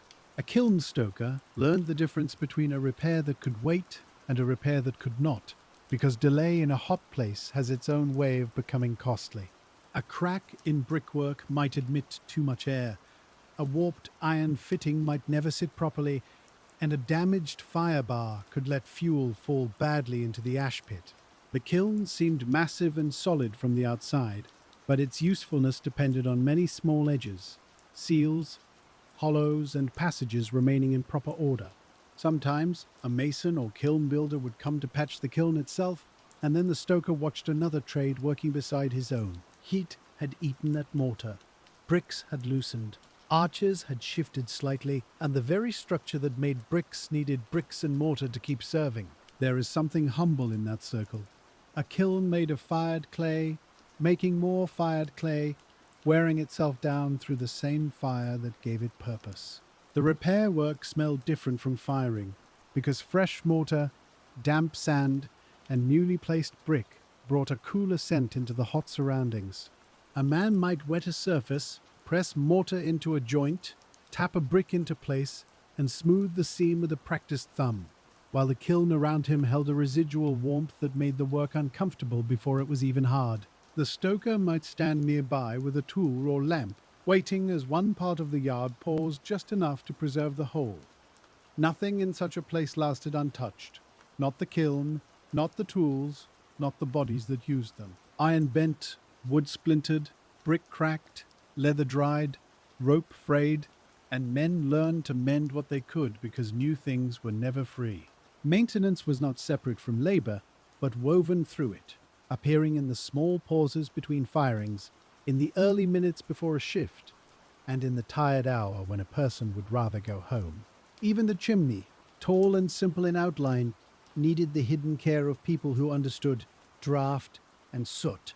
Its height gave the kiln pull, and its pull helped move heat through chambers, yet soot, weather, cracks and settling could trouble that vertical passage over time. The stoker looked up at it often, not with admiration exactly, but with the measuring glance given to a thing whose behavior affected every shovel of coal below. The chimney smoke told stories, though they were never complete stories. A clean, steady rise might mean a good draft and fuel burning well, while heavy dark smoke could suggest poor coal, bad air, or a fire being smothered by its own feed. On windy days the story was confused, torn sideways before it could be read, and on still days it gathered above the yard as if reluctant to leave the labor that made it. To a neighbor downwind, the smoke was probably a nuisance, one more mark of industry entering laundry, windows and breathing space. To the stoker, it was both nuisance and signal, a sign of what was happening inside the kiln's hidden body. Industrial life is often made of such divided meanings, where the same smoke means employment, discomfort, progress, waste, and household complaint, depending on where one is standing when it passes. The stoker stands nearest the source, and nearness changes judgment. He knows the smoke as taste, sting, color, smell, and evidence, and by the time others see it as a smudge above rooftops, it has already crossed his face and throat. This is one reason the job felt grim, because the city received the brick, the owner received the order, the builder received the material, and the stoker received the first rough touch of the process. Inside the working day, the body made quiet bargains with discomfort, because no one can remain fully alarmed by hardship that repeats hour after hour. Heat became something to stand in correctly, dust became something to blink through, and weariness became a condition to manage rather than a message to stop. The mind softened the edges of what it could, not because the work became easy, but because continual resistance would have consumed too much strength. That softening could seem almost peaceful from a distance, as if the men had accepted everything without inward complaint. Yet acceptance in labor often means simply that the next task must be done, and the body has chosen the least wasteful way of doing it. The stoker may grumble, curse, cough, or fall silent, but still he lifts the shovel, because the fire has no interest in whether his acceptance is willing or weary. There were days when the yard's routine must have felt almost companionable, especially in mild weather when the wind carried smoke away and the kiln ran evenly. Men worked near one another without harsh words, carts came in good order, the coal burned well enough, and the fired bricks showed sound color as they were drawn from the chambers. On such days, grimness loosened a little, and the work became simply work, heavy but understandable, with the modest piece of things proceeding as they should. Other days began wrong and stayed wrong. Rain might have soaked the fuel, a worker might be missing, a chamber might lag, or a foreman's temper might sharpen every instruction before the morning had properly opened. The stoker then carried not only coal and ash, but the whole mood of a place where time, money, weather, and material had fallen out of step. Nothing had to collapse for a day to become difficult. It only had to resist every small correction. Resistance is tiring in a different way from weight. A heavy load can be lifted and set down, but a stubborn draft, smoky fire, or uneven heat remains in the mind even while the hands are occupied elsewhere. You return to check it, return to wonder at it, return to adjust it. And the same troublesome chamber becomes a thought that will not leave until the burn has moved on. In such hours, the older stoker's calm may appear almost mysterious to a younger worker, He does not hurry, though he moves promptly, and he does not stare wildly into the fire, though his eyes miss little. He has learned that agitation spends breath and clouds judgment, and near a kiln, where heat already steals enough from the body, a person must keep his mind as plain and usable as his tools. This calm is not serenity in the gentle sense, but discipline shaped by necessity. The older man may still feel worry when a firing behaves poorly, yet he places that worry into action, one damper, one feed, one clearing of ash at a time. The younger worker watches, and without any formal lesson begins to understand that skilled labor is often the art of narrowing fear into procedure. The kiln itself narrows everything. It narrows the path of air through flues, narrows the range of heat within which bricks become useful, narrows the worker's attention to color and sound, and narrows the day into rounds that repeat until they feel almost circular. In a ring kiln, this circular feeling is more than metaphor, because the fire travels chamber by chamber, returning eventually to where it began, as though the whole structure were a clock made of brick and flame. A clock tells time by hands or bells, but the kiln tells time by temperature, drying, burning, cooling, unloading, setting, and burning again. The stoker's hours belong to that cycle, and even when he consults the wall clock, he must answer to the slower clock inside the masonry. If the city's clocks strike noon but the chamber is not ready, the chamber's truth is the one that matters nearest the fire. This can make ordinary time feel strange. Meals, sleep, Sunday rest, visits, errands, and family plans may all be shaped by a burn that began before them and will continue after them. The stoker may know the day of the week, of course, but he also knows where the fire is in the kiln, and that second knowledge may govern his life more directly than the calendar. In the 1880s, religious feasts, market days, paydays, and civic rhythms all moved through Prague, but industrial processes had their own persistence. A kiln did not become pious because the city rang bells, nor did cooling bricks quicken themselves because wages were due. The old rhythms and the new demands lived side by side, sometimes cooperating, sometimes rubbing against one another like rough surfaces in a pocket. On Sundays or quieter days, if the yard reduced activity, the kiln might still require watching depending on the firing stage. There is a particular loneliness in necessary work during shared rest, when streets carry families, churchgoers, or people walking at ease, while you remain close to smoke and heat. The stoker may not resent every person he sees at liberty, but the difference is felt, especially when his own rest has been divided into scraps, and yet there may be pride in being trusted with continuity. Someone has to keep the fire from falling. Someone has to know the dampers. Someone has to read the kiln while others leave, and that someone is not replaceable at any given hour by a person with clean hands and good intentions. Responsibility can be burdensome and sustaining at once, giving weight to a life even when that weight is hard to carry. The stoker's knowledge was not academic, but it was precise in the manner of trades that must answer directly to material. He understood that clay from one pit might fire differently than clay from another, that a damp load needed different patience, and that fuel which looked similar in the shed might behave differently under draft. He may not have named the chemistry, but he knew the consequences, and the consequences were the language in which the kiln spoke most clearly. A load of bricks could tell him afterwards what the fire had done.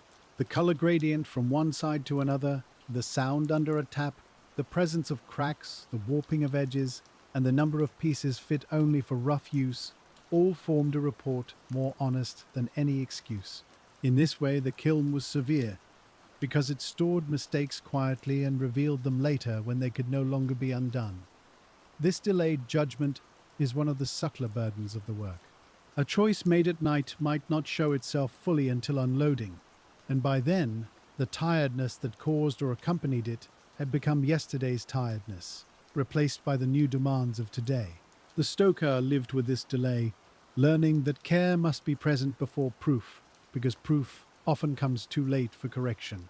Many old industrial processes shared this slow form of accountability, where the result emerged after hours or days and carried within it every hidden decision. Brewing, tanning, dyeing, glass-making, lime-burning and brick-firing all required a patience that could not be faked by speed. The kiln stoker belonged to this family of watchful workers, people who tended transformations that moved in their own time. The comparison might never occur to him, yet it helps us place him gently among other quiet trades. A brewer listens to fermentation, a dyer reads color in a vat, a lime burner judges the kiln, and a brick stoker watches the passage of fire through clay. Each worker stands near a process that is neither fully alive nor merely mechanical, and each learns humility from materials that answer only when they are ready. Humility, however, does not fill a stomach, and the economic edge of the job remains. Wages had to be earned, shifts had to be accepted, and the body's complaints often came second to household need. The stoker's grimness is partly the familiar grimness of working-class life in an expanding city, where skill and endurance might keep a family afloat without ever making the future feel secure. Prague's poorer quarters, with their crowded rooms and busy courtyards, formed the other side of the kiln yard's labor. Clothes were washed, children sent on errands, meals stretched, and rent worried over in spaces that received the worker after the owner no longer needed him for the day. The heat of the kiln and the chill of domestic calculation belong to the same life, though history often separates workshop from home more neatly than people experience them. A stoker's wife, if he had one, might know the kiln by its effects rather than its structure. She might know when his shift had run too long, when smoke had been bad, when coal dust had ruined cuffs again, or when pay was short because weather or work had gone poorly. Her labor, quieter still in the records, met his at the threshold, washing, mending, cooking, managing, and absorbing the irregular hours that industry carried into the household. Children might know the yard through stories, smells, or the dark marks their father could not entirely wash away. They might be warned away from the place, or sent with a message, or allowed to stand at a distance and see the chimney and brick stacks that shaped the household's bread. To a child, the kiln might seem enormous, and the father who worked there might seem both familiar and changed when set against the orange mouths of fire. The stoker himself may have entered labor young, as many did, by carrying, fetching, sweeping, or helping in tasks that taught the yard before they taught the trade. Childhood in working families often narrowed early into usefulness, and the body learned adult routines before it had finished growing into adult strength. This does not mean every moment was bleak, but it does mean the path from boyhood to labor could be short, practical, and almost unnoticed. In such a path, knowledge accumulated through proximity. A boy watched how men stood near heat, how they lifted without wasting motion, how they avoided the worst smoke, and how they judged when a foreman's instruction required speed rather than discussion. These lessons were not written, yet they were repeated daily, and repetition became the school where the future stoker learned his place. Place mattered greatly. In a yard, everyone had tasks, limits, privileges, and risks, and the newcomer learned where to stand both physically and socially. Too near the fire without purpose, and he was in danger. Too near the older men without respect, and he was in the way. Too slow with an errand, and he became part of the day's irritation. Gradually, if he stayed, he became less in the way and more woven into the work. This weaving into work can feel comforting, especially to someone looking back, but it could also close around a person. Once known as a kiln man, a stoker might continue, because the trade was what he knew, because other work was scarce, or because his body had been trained for this specific hardship, even as that hardship wore him down. Skill can open dignity while also binding a person to the conditions under which the skill has value. The stoker's day, then, is not only a sequence of tasks, but a social and bodily arrangement shaped by the city's hunger for brick. He stands where geology, fuel, wages, technology, weather, and housing need meet, in a smoky yard at the edge of Prague. This may sound large when spoken plainly, yet for him it appears as the next barrow of coal, the next cover lifted, and the next chamber to nurse through heat. The clay pit beyond the yard may have its own quiet, different from the kiln's enclosed intensity. There the earth is opened, cut, and carted, with damp walls showing layers and colors that would later affect the firing. The stoker may walk past it and see only the beginning of what will eventually become his responsibility. Soft ground, destined for heat, as if the landscape itself were being slowly translated into walls. In wet seasons, the pit could be slick and stubborn, with water collecting where men needed footing and clay holding boots as though reluctant to leave the ground. In dry seasons, surfaces might crack and dust might rise from roads where carts passed. All of this came eventually to the kiln, in one form or another, because no stage of the process was isolated from the others, and the fire inherited much that happened before it.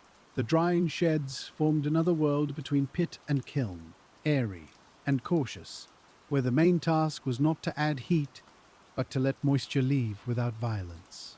Rows of green bricks rested on boards or floors, protected from direct rain and harsh sun, while air moved through openings and workers judged when the pieces were ready for firing.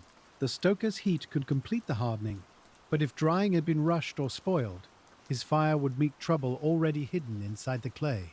This chain of dependency could be frustrating, because a poor result might have many causes and only a few visible targets for blame. The clay might have been badly mixed, the drying uneven, the setting careless, the coal poor, the draft faulty, or the firing mishandled.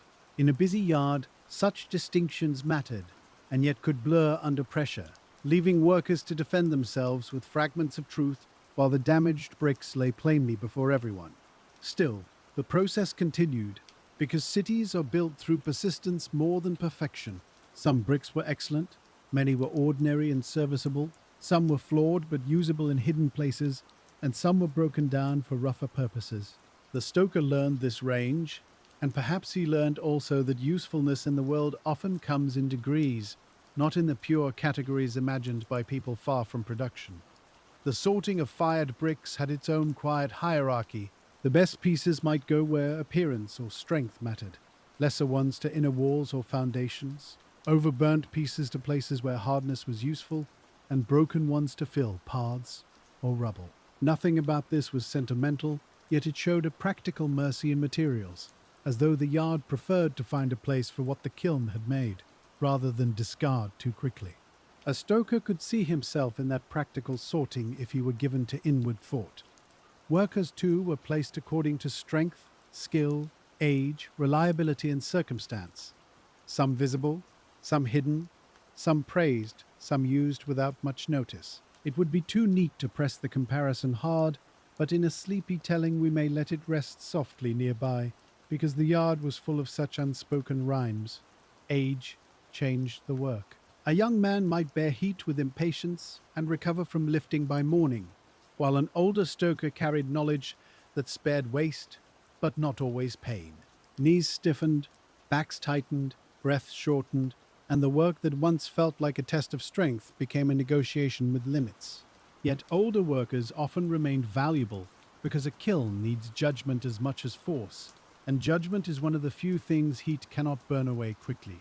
There may have been moments when an older stoker stepped back to let younger arms do the heaviest lifting, while he watched the fire with narrowed eyes.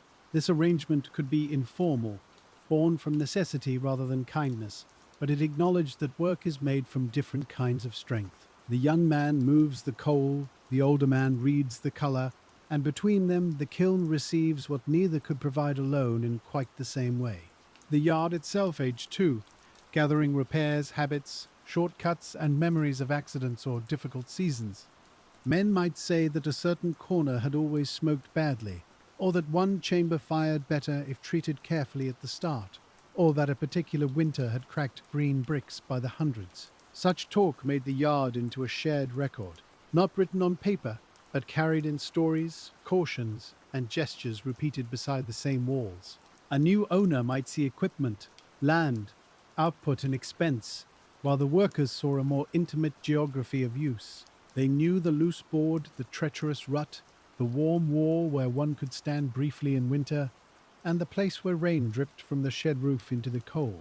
This difference in seeing is a quiet part of class because ownership and labor inhabit the same space with different maps. The stoker's map was made from contact. Every path on it had been walked under weight, every hot place had been felt through skin, and every troublesome fitting had announced itself through effort.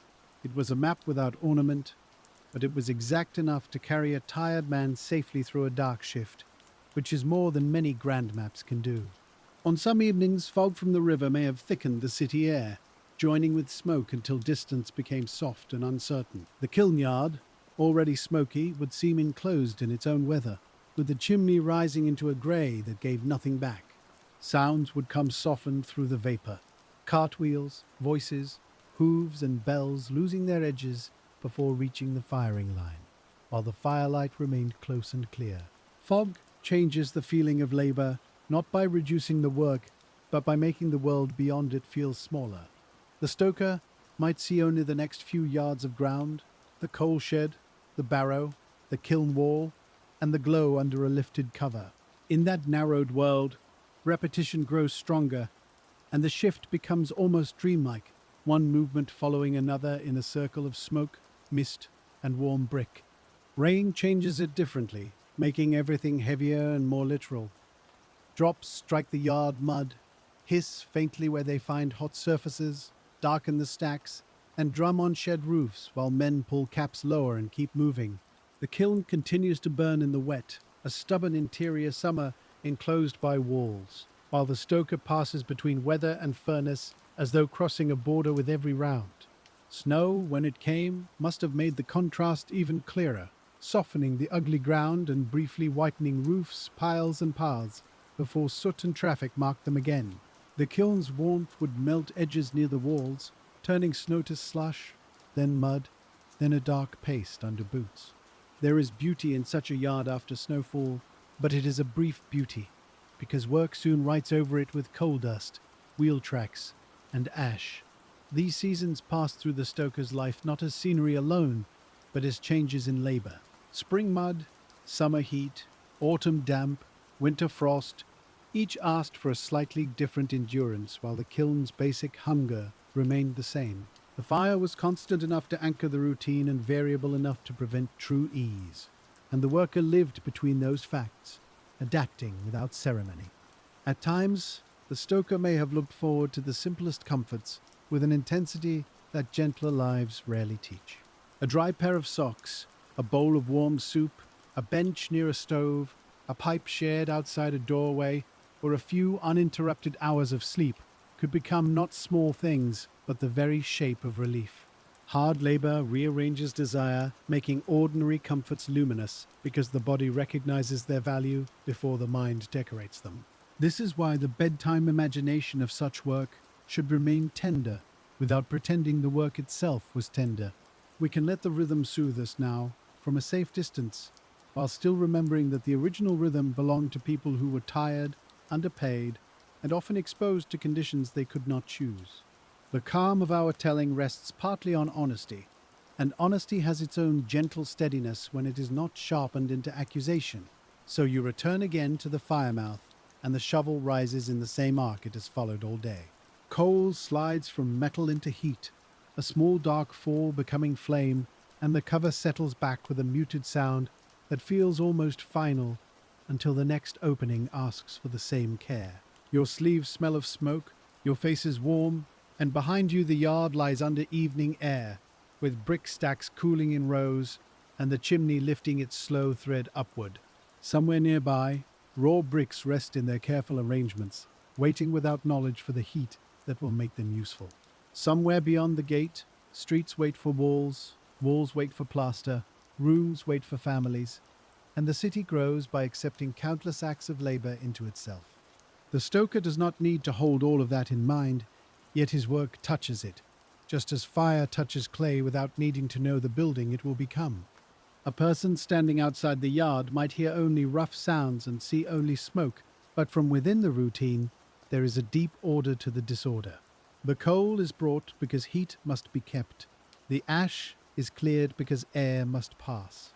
The dampers are set because draught must be guided, and the chamber is watched because clay must be changed slowly. Each task answers another, and together they form a cycle that can feel almost like breathing. The cycle does not ask whether the worker is in the mood for meaning. It simply continues, and meaning, if it comes quietly through familiarity. After enough shifts, the stoker may find that he can tell a good moment in the burn by a combination of signs too subtle to explain quickly. And in that recognition, there is a small steadiness that belongs only to those who have stayed. Staying is its own history, not the grand history of rulers, monuments, or public events, but the history of returning to the same place with the same body and doing what the place requires. The Kiln Stoker of 1880s Prague belongs to that quieter history, the kind that leaves fewer names than walls, fewer portraits than bricks, and fewer speeches than smoke slowly fading into the evening. As night lowers again, the kiln yard becomes less visible to the city, though not less active. Windows glow beyond the boundary, carts grow fewer, and the sounds of public life thin out into scattered voices and footsteps, while the fire continues its inward journey from chamber to chamber. You stand close to the masonry, feeling the stored warmth through the air, and the brick wall seems to hold both the day that has passed and the night that is beginning. There is a worn comfort in knowing the next motion, even when the motion is hard. The hook is where it should be. The shovel leans where your hand expects it. The barrow waits in its rut, and the coal pile has a familiar slope under lantern light. The world has narrowed again to useful things, and within that narrowness the tired mind can move without needing to choose very much. The cover lifts, the glow answers, the coal falls, the cover returns. These are short acts, but they belong inside a longer sentence of labor that stretches through the shift, through the firing, through the year, and through the building of a city that will not remember each hand separately. The stoker continues, not because the work is grand, but because it is necessary. And necessity has a deep, steady voice. When the fire takes the new coal, it first darkens slightly, then smokes, then catches, and the small change passes through color like a slow thought becoming clear. The stoker watches long enough to be sure, then moves on, leaving that mouth of heat to do its work, while he tends the next. In this way the shift becomes a sequence of trusts, each one brief, each one checked, none of them complete alone. The ash pit waits as well, and the rake returns to its low scraping, drawing out what the fire has finished with. Ash falls, cinders shift, and a hidden red glimmer shows itself before dulling in the air like a cold remembering flame after its usefulness has mostly passed. You drag it clear, load it away, and make room for breath beneath the grate, because even a fierce fire must be given air from below. Air is invisible until it fails. When it moves well, no one praises it, but when it falters, smoke thickens, flame droops, and the whole careful path of heat begins to suffer. The stoker's work is therefore partly the tending of something he cannot hold, guiding draught with dampers and openings, reading its effects in color, sound, smoke, and the quickness with which coal begins to burn. This invisible labor may be the truest heart of the job. Anyone can imagine throwing coal on a fire, but the art lies in giving the fire what it needs without smothering, starving, hurrying, or wasting it. In a kiln, where the goal is not warmth for a room but transformation of a load, every feed must belong to a larger pattern, and the stoker's patience becomes part of the engineering. Engineering, in his hands, is not a polished instrument or a drawing pinned to an office wall. It is a soot-darkened handle, a lifted cover, a glance at color, and the old bodily knowledge that a fire can be encouraged but not bullied into doing fine work. This is a humbler engineering, learned through repetition, and it is no less real because it leaves no signature. The night grows, and the yard grows quieter around the continuing process. Somewhere a horse stamps and shifts, chains lightly touching one another, and somewhere a door closes with a softened wooden sound. The stoker's boots move over grit, and each step is both ordinary and part of the larger duty, carrying him along the kiln wall as the fire travels unseen through its chambers. It is easy, from far away, to imagine the stoker as only a figure of hardship, dark against flame. But if you stand with him longer, the outline fills with habits, judgments, irritations, small comforts, memories, and the patient intelligence of a person who knows a difficult thing well. He is not a symbol to himself. He is a worker with a sore back, a practiced eye, and another hour to get through. And getting through the hour is sometimes all a life asks in its hardest stretches. Not solving the whole future, not being remembered by the city, not making the work noble enough to cancel its cost, but simply tending the next firemouth carefully and leaving the kiln no worse than before. There is a calm in that, a hard calm, and it settles over the yard like ash after the sparks have gone. The bricks inside continue to take heat into themselves. They do not hurry, and in their silence they seem almost wiser than the men who must hurry around them. Though of course they are only clay, stacked in order, changing by law and patience. Still, the thought is restful, this slow hidden change, because not everything in the world becomes useful by speed. At the end of another round, you pause near the coal shed, where the air is cooler and the smell is damp, black, and slightly metallic. The lantern light touches the coal faces in small, dull flashes, and for a moment the pile looks like a low hill at night, broken into pieces that have come a long way to burn here.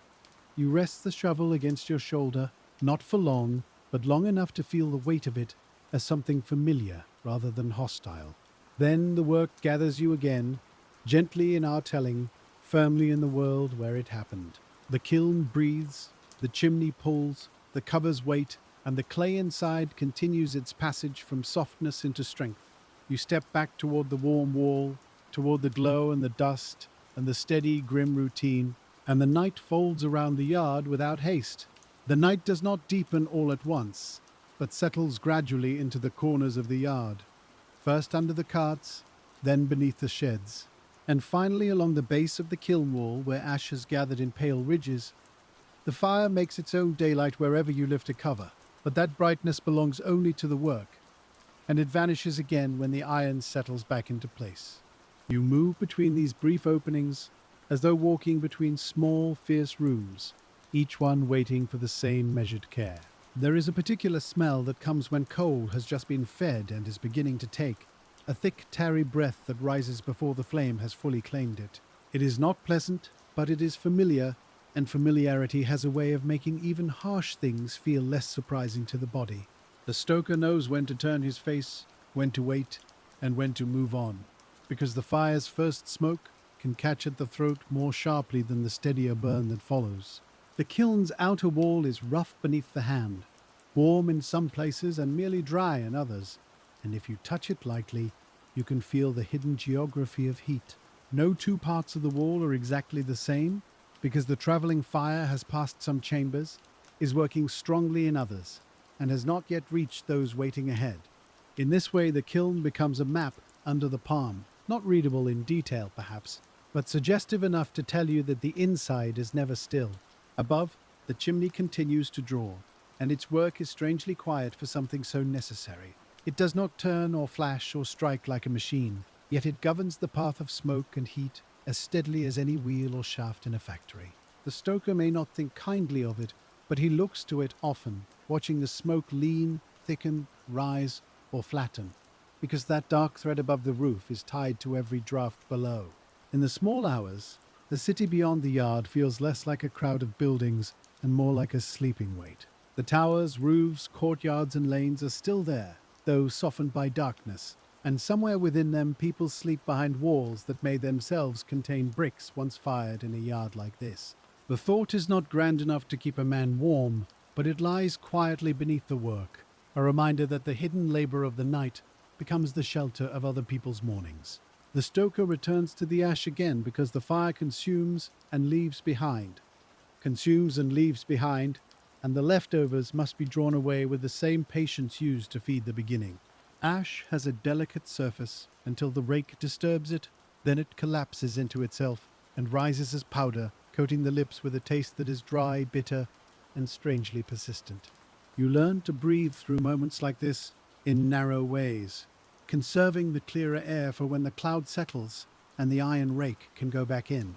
A red cinder rolling from the ash pit can seem almost alive as it dims on the ground, bright at the crack, black at the edges, holding heat after its shape has failed. The stoker nudges it aside with the tool, not because it is interesting, but because glowing pieces in the wrong place can burn through wood, cloth, or the sole of a boot. Even the remnants of the process require attention, and the yard is full of things that remain useful or troublesome after their main purpose seems finished. The barrow receives the ash with a soft, dead sound, nothing like the lively clatter of fired bricks or the coarse rattle of coal. When it is full, it feels heavier than it looked, and the path to the ash heap seems longer than it was when the wheel first began to turn. The stoker leans into the handles, feeling the load answer through wrists and shoulders, while the wheel compresses the damp grit of the yard into another shallow track. This is how a yard becomes known, through repeated weight. A man may know a street by its shop signs or church spire, but he knows the kiln yard by the way a loaded barrow behaves over every uneven patch. The ground teaches the arms, and the arms teach the feet. And in time the worker crosses the same rough stretch in darkness with hardly a glance downward, trusting memory where light is thin. Near the ash heap, the air is cooler but not clean. Old ash gives off a faint mineral dryness, and when disturbed, it rises in pale, ghostly sheets that settle on the dark ground and on the lower edges of clothing.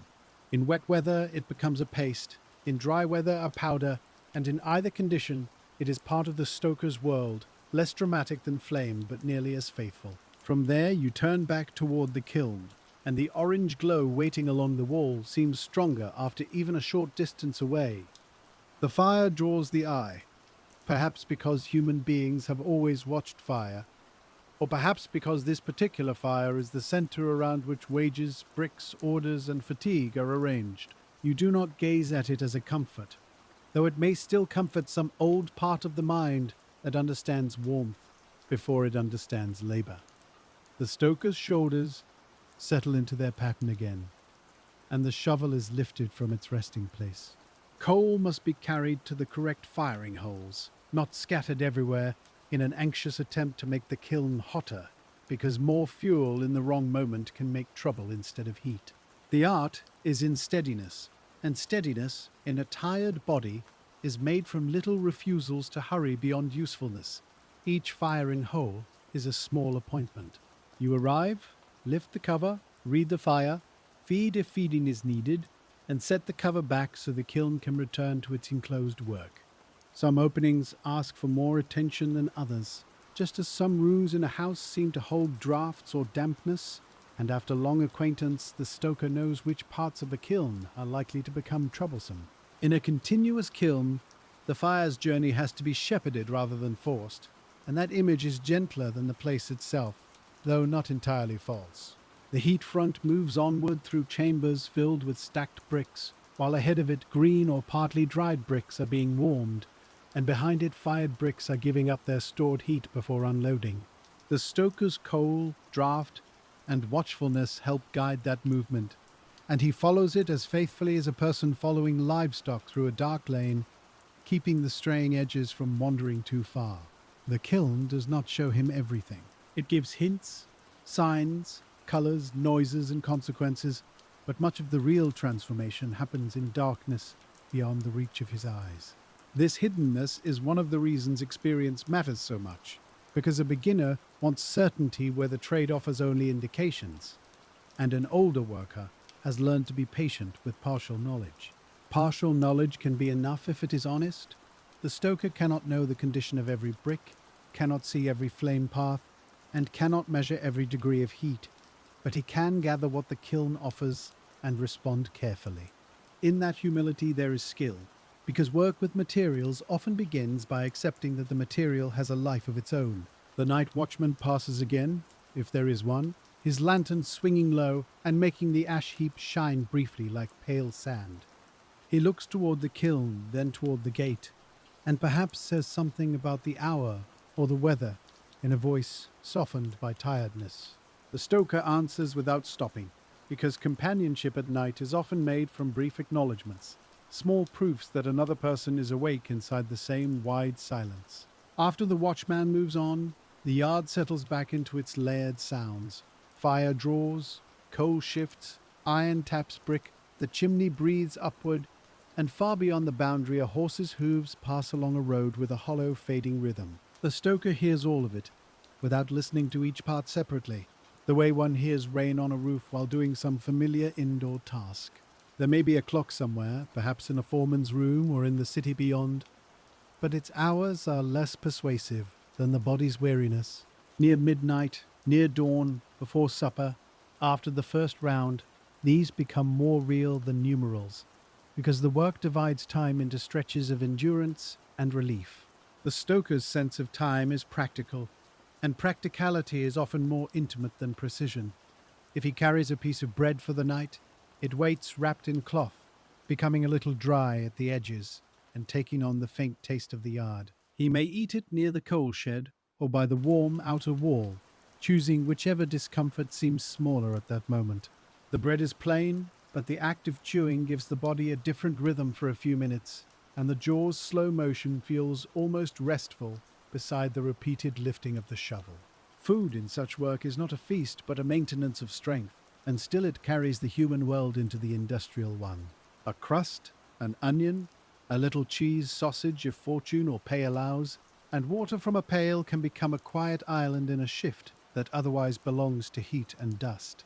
The stoker eats with blackened fingers, wipes his mouth, and returns to the kiln, not refreshed exactly, but held together for another round. There are times when he might stand by the kiln wall and feel a heaviness that is not only fatigue, but the awareness of endless return. The fire will need feeding tomorrow, and after tomorrow, and after that, as long as clay is dug, and bricks are ordered, and the yard remains in business. A single shift can be endured by looking only at its end, but a life of shifts requires a deeper, quieter surrender to repetition. Repetition can bruise the spirit when it feels imposed, yet it can also protect the mind from too many choices. The stoker does not need to invent the next action, and in that limited mercy, there is a kind of rest because the work provides its own sequence. He follows the sequence, and while following it, perhaps, thoughts loosen enough to drift around the edges of the task. Maybe he remembers a village road, if he came from outside the city, or a mother's kitchen, or a field before a pit was opened, or a morning when he was a boy and smoke meant only breakfast fire. Or maybe he remembers nothing so clearly, only sensations that return without names, like cold water on wrists, wool drying near a stove, or the sound of church bells heard through rain. Work at night gives memory room, not always kindly but persistently. The kiln receives these memories without comment. It remains brick, fire, air, and fuel, indifferent to whether the person tending it is lonely, content, worried, or numb. There is a peculiar calm in that indifference, because while people may judge, misunderstand, or demand, the kiln asks only for actions that either suit it or do not, and it answers through results. This is not justice, but it is clarity. If air is blocked, the fire suffers. If coal is badly timed, smoke thickens. If heat is neglected, bricks suffer. And if the burn is held well, the chamber moves towards soundness. The stoker lives close to these consequences, and such closeness can make a person plain-spoken about work, because the material world has little patience for excuses that do not change the outcome. At some hour after midnight, tiredness can make the fire's glow seem slower, as though the whole kiln were breathing in a dream. The covers are heavier, the barrow handles harder, and the path along the kiln wall a little longer than it was before. You keep moving anyway because motion is easier to maintain than to restart, and because stopping too long lets the body remember how much it wants to lie down. No bed in the yard is meant for the stoker, though he may know places where a man could sit out of the wind for a moment. A low wall, an upturned crate, a plank near the shed, or the warm side of the kiln itself can lend a brief rest to the legs. But even these rests are watchful, because the mind remains tethered to the fire and cannot safely wander far. The kiln's warmth can tempt the body toward drowsiness, especially in winter, when the outer air is sharp and the masonry gives off a steady heat. Yet sleeping near such work would be dangerous, not only because of obvious flame, but because a neglected draught or unfed fire can harm the whole firing. So the stoker resists the comfort offered by the very thing that exhausts him, which is one of the more quietly cruel arrangements of the job. When he steps into the colder air to wake himself, the night touches his damp shirt and sends a chill across his back. This chill is unpleasant, but useful, and useful things are forgiven more easily in a working life. He breathes, coughs perhaps, rubs his hands together, and returns to the warm wall, carrying the cold with him for a few steps until the fire replaces it with heat. The hours before dawn can seem to stretch more than other hours, because the night has already been long and the morning is not yet near enough to feel certain. The mind may begin to count tasks in smaller units: one more round, one more ash clearing, one more feed, one more glance at the chimney. Such counting does not shorten time, but it gives time handles. And tired people need handles for what cannot be lifted all at once. The fire itself continues its slow, unseen advance. Inside the chambers, stacked bricks receive the heat front, and the arrangement that setters made earlier now proves itself under conditions that cannot be rearranged. Where gaps were left, well, heat moves. Where they were blocked or uneven, heat hesitates, hurries, or concentrates, and the stoker outside reads these hidden events through the kiln's outward signs.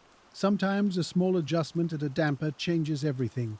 Smoke clears, flame strengthens, the sound of drawing air steadies, and the fire seems to regain its confidence. Though confidence is only a human word placed gently on a physical fact. The stoker may feel a private satisfaction then, because the adjustment was his, and because a good correction made in time is one of the simplest pleasures of skilled work. Other times, the adjustment does little, and the problem remains stubbornly itself. Then he must try again, perhaps feed differently, clear more ash, check another opening, or call another man if the trouble exceeds one pair of hands. There is no shame in needing help when the process demands it, though pride and fatigue may still make asking difficult. A kiln yard at night teaches cooperation without making speeches about it. One man holds a lantern, another works the bar, a third shifts a cover, and the task becomes possible because bodies arrange themselves around heat in a pattern learned from necessity. When the troublesome moment passes, they separate again into their own duties, and the cooperation leaves no monument except the fact that the work continues. In that sense, the yard is full of disappearing acts. The ash is cleared and then forgotten. The coal is burned and becomes heat.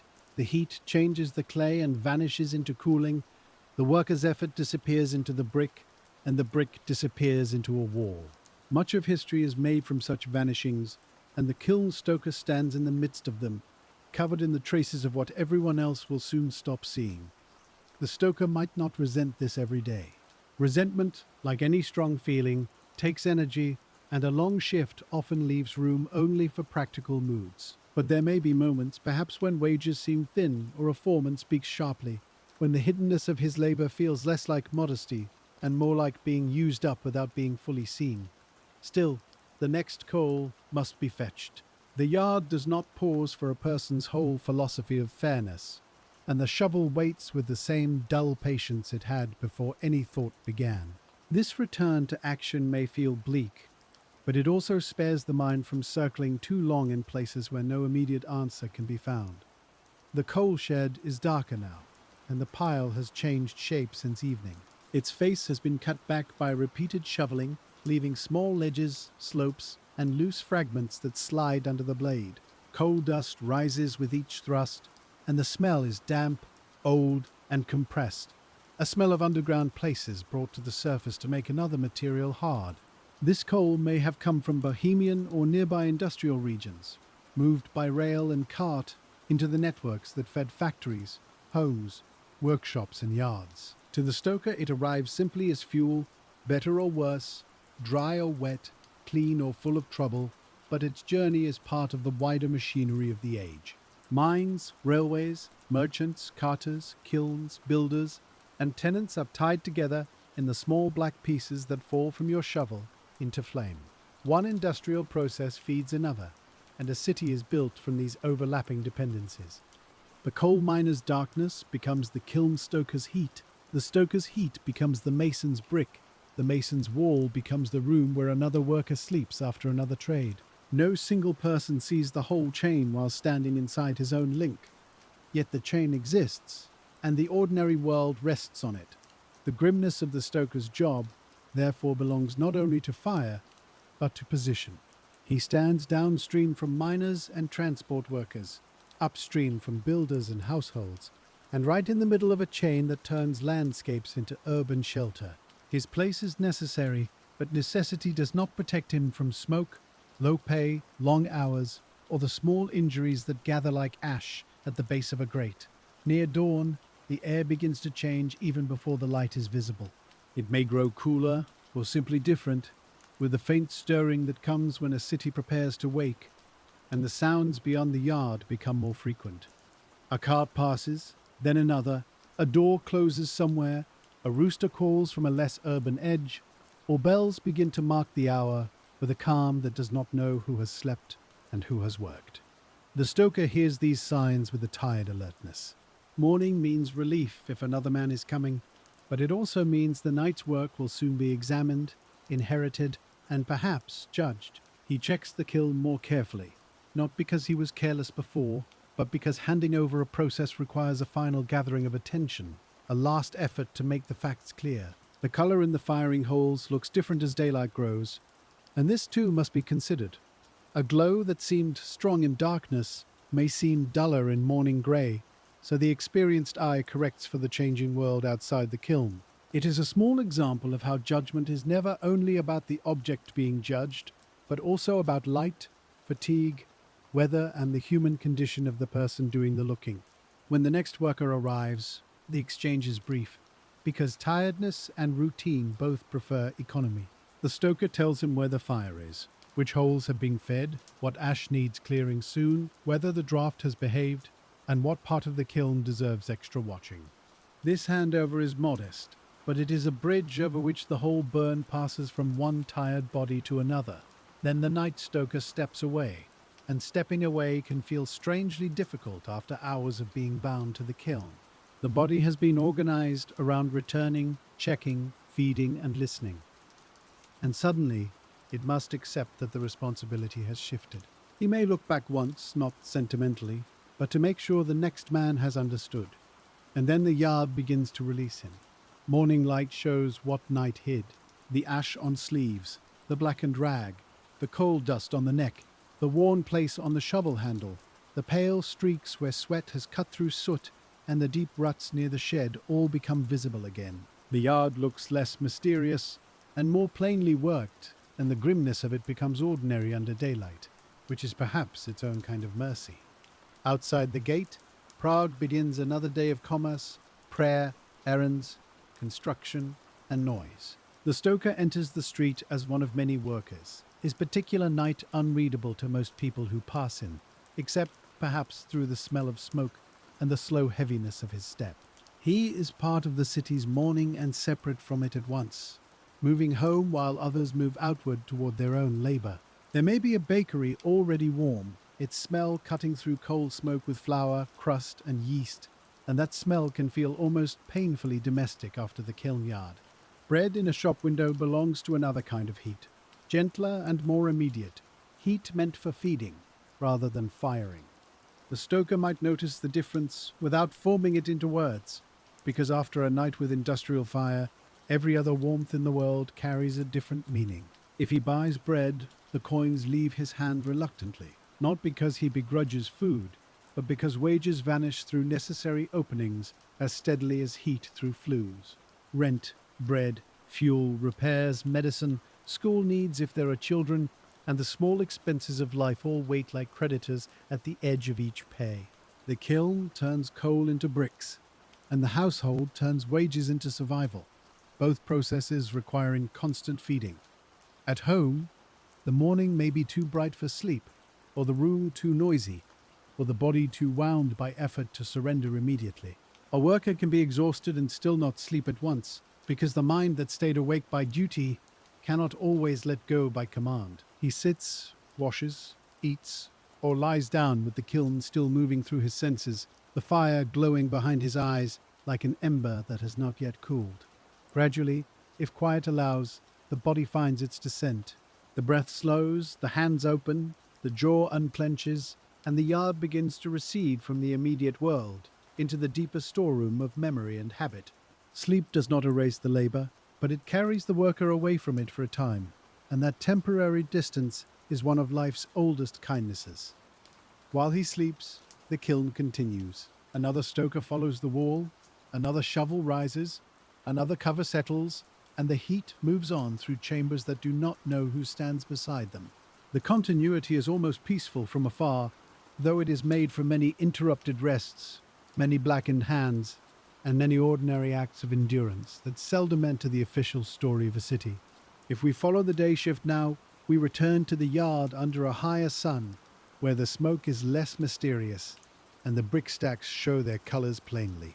Fired bricks stand in rows, some red as dried blood, some orange, some pale buff, some darkened by flame, and all of them rough enough to catch dust along their edges. Men move between them with the practiced indifference of those who see value not as beauty alone, but as count, grade, soundness, and readiness for delivery.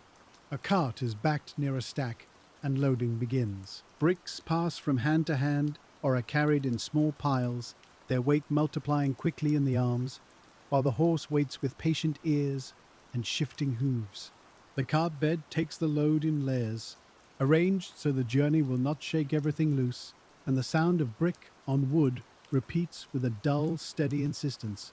The stoker may not be loading today, but he sees the product of the fire leaving. There is always a slight separation between those who make and those who transport. Yet, in a yard, everyone understands that a brick broken on the way is a waste of many earlier efforts. The driver ties, checks, speaks to the horse, and eventually the cart rolls out, carrying Heat's finished work into the streets. The roads of Prague and its outskirts were not gentle to loads, and a badly packed cart could punish bricks with every rut and stone. The driver knew his own trade, choosing pace, avoiding sharp jolts where possible, and managing the animal through traffic, mud, and inclines. In this way, the brick continued to require care after leaving the kiln, and the stoker's successful firing entered another person's keeping. Back in the yard, green bricks wait to enter the cycle, and the kiln's appetite remains steady. Industrial processes have a way of turning completion immediately into preparation, so that unloading creates space for setting, setting prepares firing, firing prepares cooling, and cooling prepares unloading again. The worker may long for an ending, but the process prefers a loop, and the loop is where wages are found. There is a kind of sleepiness in such loops when described from safety, because their repetition lets the mind move slowly. Coal, fire, ash, draft, brick, cooling, stacking, carting, and returning. Each word carries weight and texture, but none needs to startle. The stoker's routine, grim in the living, becomes calm in the telling because we are allowed to move through it gently, noticing without being burned. Still, it is worth remembering the sharp edges beneath the gentleness. A sleeve could catch, a foot could slip, a cover could be mishandled, a chamber could be too hot, and smoke could make a man light-headed at the wrong moment. The job did not have to be framed dramatically to be difficult, because its ordinary conditions were enough. In many yards, precautions existed as habits rather than written systems, and habits depended on people remembering them while tired. Do not stand there, use the hook, keep the path clear, watch that cover. Do not overload the barrow, wet that place, leave air through the setting, and close the draft slowly. These instructions were passed through work, and their simplicity should not make us miss their importance. The stoker's own body became part of the safety system, sensing when heat was wrong, when footing was poor, when the handle was too hot, or when smoke had thickened beyond tolerance. But bodies fail, especially when overworked, and a system that depends heavily on vigilance can punish the very fatigue it creates. That is another quiet grimness, the way the job demanded alertness while steadily wearing alertness down.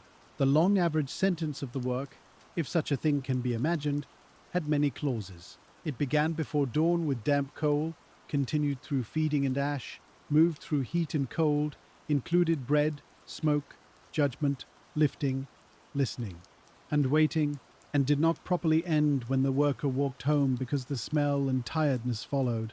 No wonder the body carried the yard into dreams, because the shift itself was long enough to become a kind of weather.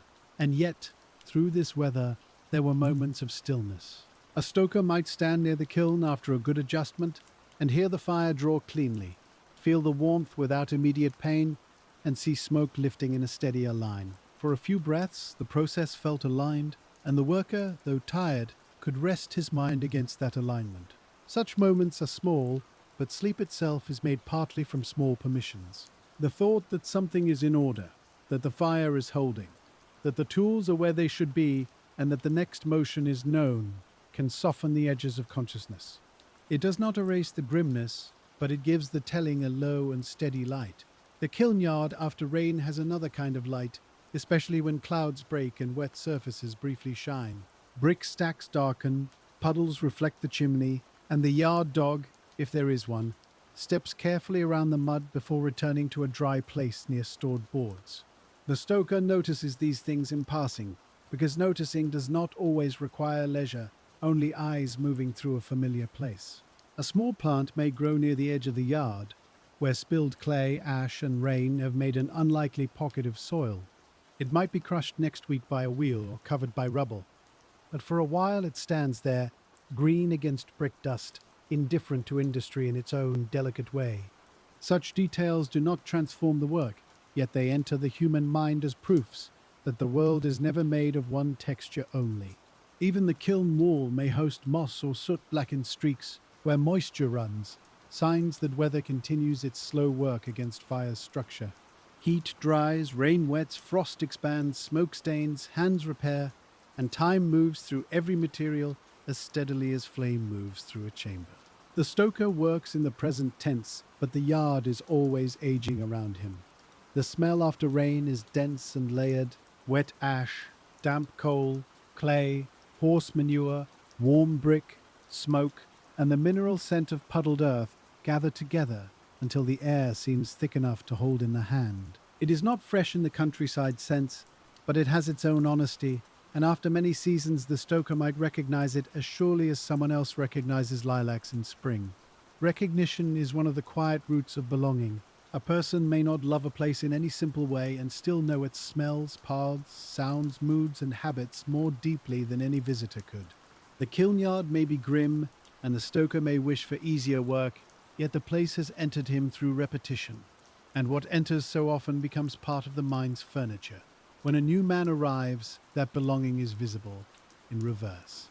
He stands a little wrongly, misjudges the heat, puts a tool down where it will be in the way, or asks a question that shows he has not yet learned the kiln's sequence. No one needs to mock him for the difference to be clear, because working places reveal unfamiliarity at once. If he remains, the awkwardness smooths out.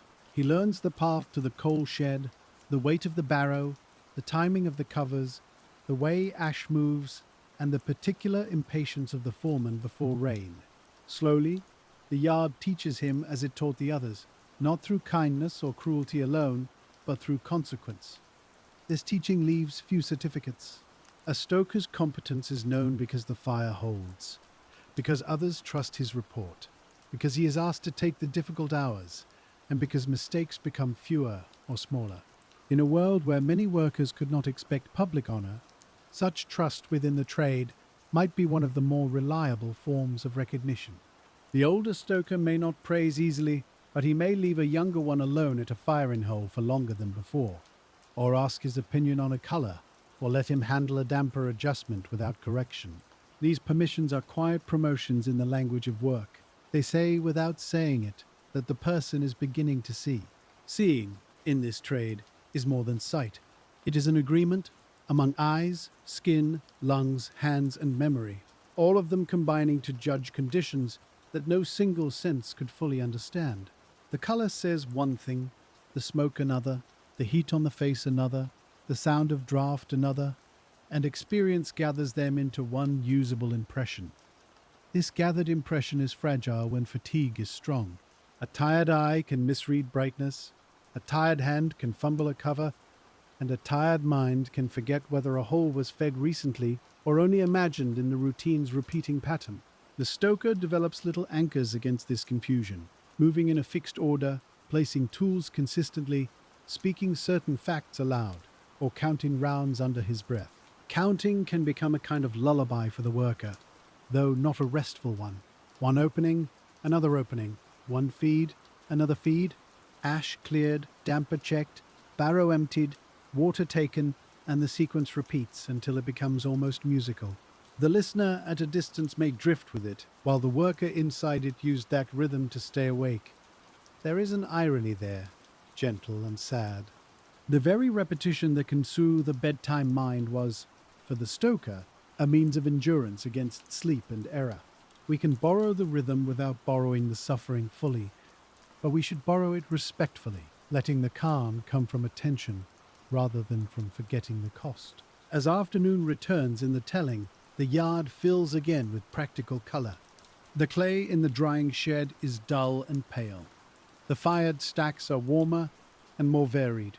The coal is black with bright broken faces, the ash is grey-white, and the kiln mouths are orange only when opened. These colours are not arranged for beauty, yet together they make a palette of work, subdued, smoky, and grounded in earth. The stoker's face, seen in such light, is marked by the same palette. Soot darkens the skin, sweat makes clean lines through it, the eyes are reddened, the lips dry, and the hair under the cap carries dust that no comb will welcome. He is not picturesque to himself, only in need of washing, food, and the completion of the next required task. If someone from a cleaner occupation visited the yard, he might feel the heat as novelty and the smoke as discomfort worthy of remark. The stoker might watch such reactions with a mixture of amusement and distance, knowing that a visitor's short exposure could not measure a life lived shift by shift. Every trade has this divide between the one who observes and the one who returns tomorrow. The visitor might ask how hot it becomes, how long the firing lasts, how many bricks the kiln holds, or how the stoker knows when the chamber is ready. These are fair questions, and some could be answered with numbers. But the deeper answer would still be embodied, resting in a gesture toward the glow and a phrase like, "You learn." In many trades, "you learn" is both a simple statement and a whole history compressed into two words. Learning at the kiln included failure, and failure was expensive enough to leave a memory.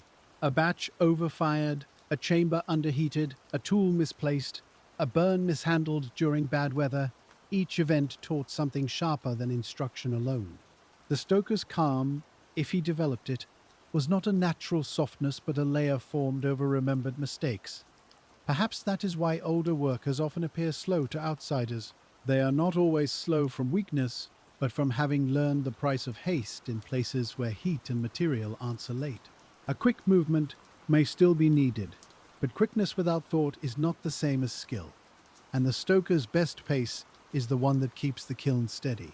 Steadiness does not mean sameness of feeling. A man can perform the same task with irritation, worry, satisfaction, hunger, grief, amusement, or plain blankness, and the outside motion may look unchanged. The kiln receives the motion and not the mood, but the worker lives inside the mood, carrying it through the heat like something tucked under his coat. On a day when family worry weighs heavily, the work may become both harder and easier. Harder because the mind keeps returning to what cannot be solved at the firing hole. Easier because the body knows what to do when the mind is troubled. The shovel becomes an anchor, the round becomes a path, and for minutes at a time the fire narrows the world to what can be done by hand. On a day when pay has been received, the same yard may look slightly less severe.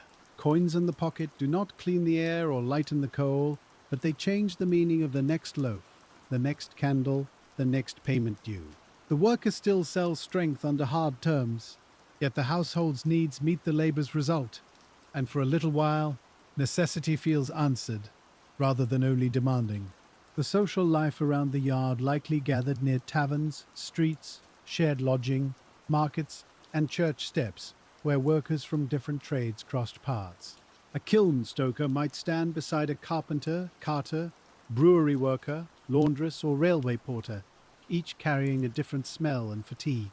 They might not speak deeply of labor, because labor had already taken enough words from the day, but their bodies understood one another's tiredness. In such company, the stoker's soot and smoke were one mark among many. The carpenter had sawdust, the carter horse and leather, the brewer malt and yeast, the washerwoman lye and damp cloth, and the porter the strain of loads carried through stations and yards. The city was a mingling of trades, each leaving traces on clothing and posture, each turning the person into a bearer of his or her work. Industrial modernity did not arrive as an abstraction for such people.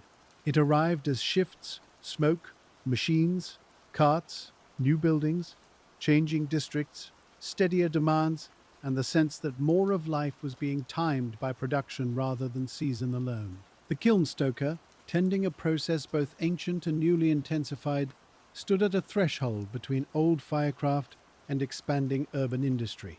Bricks had been fired for centuries, of course, and kilns were not inventions of the 1880s. But the scale, organization, and continuous demand of a growing city changed the texture of the old work, making it more regular, more pressured, and more tied to markets beyond a single local need. The stoker served an old transformation inside a newer rhythm. That mixture gives the job its special quiet depth. Fire and clay belong to deep human history, while the continuous kiln and the smoky industrial outskirts belong to a more recent age of output, expansion, and urban appetite.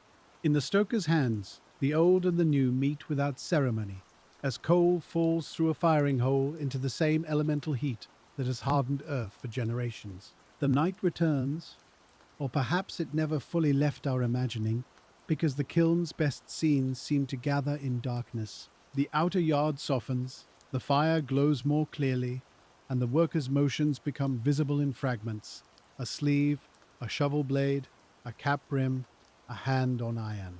Nothing leaps forward, everything continues. The stoker is tired now, as he has been tired before, and his tiredness has layers. There is the surface fatigue of the current shift, the deeper ache from yesterday, the older stiffness from years, and the learned endurance that lies underneath all of it like packed ground under ash. He does not need to name these layers, because naming them would not reduce the next load. Still, if we stand beside him gently, without asking him to explain himself, we can sense them. The slight pause before lifting, the careful straightening after bending, the way he tests a handle before trusting it, and the quiet economy of steps, all speak of a body that has learned both the work and its cost.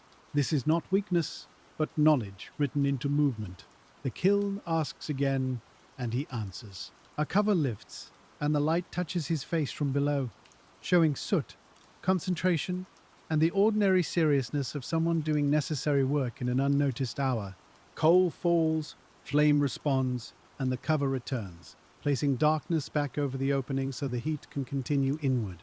The inwardness of the kiln is one reason it suits a sleepy telling, because so much happens concealed. The clay changes inside walls, the fire travels through passages, the workers' thoughts move behind a quiet face, and the city's future walls are being prepared before anyone has walked their rooms. Hidden processes encourage a slower kind of attention, one that does not chase spectacle, but rests with what is steadily becoming. And becoming, in this place, is not a sudden miracle. It is damp clay drying, stacked bricks warming, heat rising, minerals shifting, fuel burning, ash gathering, and workers returning until the material has crossed the distance from soft to sound. Every stage is plain, and yet the whole is remarkable when held together without haste. The stoker may not have the leisure to admire the whole, but he lives inside it. His boots know the ground, his hands know the tools, his lungs know the air, his eyes know the glow, and his sleep, when it comes, knows the depth of the labor. In this way, the process enters every part of him, not as an idea, but as a lived arrangement of senses and duties. Toward the end of a long shift, the smallest order can feel merciful. A tool returned to its place, a path cleared, a barrow emptied before the next man needs it, a troublesome cover set properly, and the fire handed over steady rather than uncertain. These small completions are the worker's real endings, because the larger process rarely stops for him. A stoker leaving a kiln in good order has done something difficult, even if no one says so with warmth. The chambers are moving as they should, the draft is understandable, the fuel situation known, and the next worker receives not confusion but a process that can be continued. In a world of rough labor, leaving things in order is a quiet form of generosity. The next man may appreciate it silently or not at all, depending on his own tiredness. But the kiln appreciates nothing, which makes the act purer in a hard way. Order must be kept because disorder has consequences, not because praise will follow. The stoker learns to accept this lack of response from the world and to take his small satisfaction where he can. Outside, a faint light gathers again, and the chimney smoke grows visible against it. The yard, which had been a ring of lanterns and fire mouths, slowly becomes a place of objects again, with carts, boards, stacks, shed roofs, and the uneven ground, all returning to sight. Morning does not cleanse the yard, but it names it. The stoker's shift thins towards its end. The last checks are made, the last remarks passed on, the last tool set where it can be found, and the body begins to feel the pull of leaving even before the feet move toward the gate. This pull is not joy exactly, but a loosening, a sense that the fire is no longer entirely his to hold. As he steps away, heat lingers on the front of his clothes, while the morning air cools his back. It is the old division again: heat and cold, work and rest, yard and street. The kiln's time and the city's time meeting briefly in the body of one tired man. He walks into the waking world with soot on his cuffs and the sound of the kiln still tucked somewhere behind his hearing. The road home may pass unfinished walls, piles of sand, scaffolds and carts waiting for loads. Construction is everywhere in a growing city, and the stoker can see, if he chooses, how the yard's labor spreads outward in visible forms. Yet he may be too tired to think of continuity, seeing only a route, a turn, a familiar doorway, and the promise of sitting down. At the doorway, ordinary domestic sounds replace the kiln's breath. A pot lid shifts, a floorboard creaks, someone moves softly, water waits in a basin, and the room holds a cooler, human smell beneath whatever smoke he brings in with him. He removes his outer things carefully, because even exhaustion has habits, and because soot is easier to spread than to clean. The washing is slow. Water touches heat-dried skin, soot loosens reluctantly, and the hands, which served fire all night, become briefly vulnerable in the basin. The black in the creases does not vanish completely, but the face becomes more his own, and the difference between washed and unwashed feels larger than it might appear to anyone else. If he eats before sleep, the food is simple and blessed by need: bread, soup, potatoes, cabbage, a little meat when there is some, or whatever the household can manage becomes more than taste, because the body receives it as repair. The stoker eats quietly, perhaps too tired for talk, while the day outside grows brighter and other people begin the hours he is about to leave. Then rest comes, or tries to. The room may not be silent, and daylight may not be kind to a night worker, but the body is persuasive after so many hours near heat. He lies down, and the kiln, which has filled his senses with color, smoke, sound, and strain, begins to retreat behind the heavier curtain of sleep. As he drifts, perhaps the last thing held is not the worst part of the work, but a simple image. A cover set neatly in place, a thread of smoke rising straight, the warmed brick wall under the palm, or the sound of fired bricks being stacked in a row may remain after the sharper discomforts blur. The mind often saves small order from hard days, as if order were something it could rest inside. Back in the yard, the fire continues without sentiment. It moves through the chambers, draws air, consumes coal, releases ash, and hardens clay by degrees too slow for impatience. Another stoker tends it now, and his own fatigue, judgment, and habits enter the same cycle, joining the long, anonymous line of people who kept such kilns alive. The city receives the results without ceremony. Bricks leave on carts, walls rise, rooms form, chimneys stand, drains are laid, and the ordinary structures of life take shape from fired earth. People will lean against those walls, sleep inside them, cook beside them, curse their dampness, paint them, repair them, and perhaps never wonder who stood by the fire before the brick became a wall. That forgetting is not entirely cruel, because daily life depends on forgetting most of the labor hidden inside ordinary things. No one can name every hand behind a loaf, a coat, a street, a lamp, or a brick, yet those hands remain in the world through usefulness. The stoker's anonymity is therefore part of a vast human pattern, though it may not have felt vast when his own hands ached. If we give him attention now, we do not need to make him heroic. We only need to keep him company for a while beside the kiln, noticing the heat, the ash, the timing, the tired bread, the winter chill at his back, and the strange discipline of tending a traveling fire. This kind of attention is soft, but it is not empty, because it restores detail to a life that might otherwise pass as smoke passes into morning. The kiln yard is quiet now in our mind, though not truly silent. A rake rests against a wall, a barrow stands with its handles lowered, coal waits under a dark shed roof, and stacks of brick hold the last colours of firing in their rough squared bodies. The chimney lifts its smoke with the same slow patience, and the work, grim and steady, continues just beyond the edge of sleep. Perhaps evening comes again, because in a continuous kiln every ending folds into another beginning, and the yard receives the dusk as it has received so many before. The sky over Prague cools to a muted grey blue, the roofs lose their edges, and the first lamps in nearby streets appear like small, separate thoughts. Inside the kiln, however, the light does not fade, and the fire keeps its own hour. The stoker arrives or remains, depending on the shift, and again the hands find their tools. He may feel the previous day in his bones, but the work does not ask for a fresh man, only a present one, and so he becomes present by doing what must be done. Coal, cover, draught, ash, water, and waiting gather around him like the familiar points of a compass. There is almost no need for speech at first. The kiln explains the situation through colour and heat, the tools explain their use through weight, and the ground explains the path through the memory of repeated steps. Words can come later, when something unusual needs naming, or when a brief human sound is needed to soften the long industrial quiet.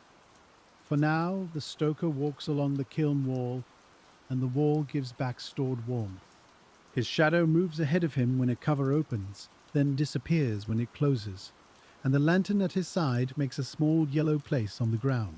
The fire is not gentle, but the motions around it can become gentle in their steadiness, and steadiness is what carries the night forward. The first stars, if the smoke allows them, are faint above the chimney. They seem remote from the kiln, remote from wages, coal carts, ash pits and clay, yet they hang over the same city and the same tired shoulders. The stoker may not look up, or he may look only briefly, but the sky is there, and the contrast between its cold distance and the furnace's close heat is one of the old balances of night work.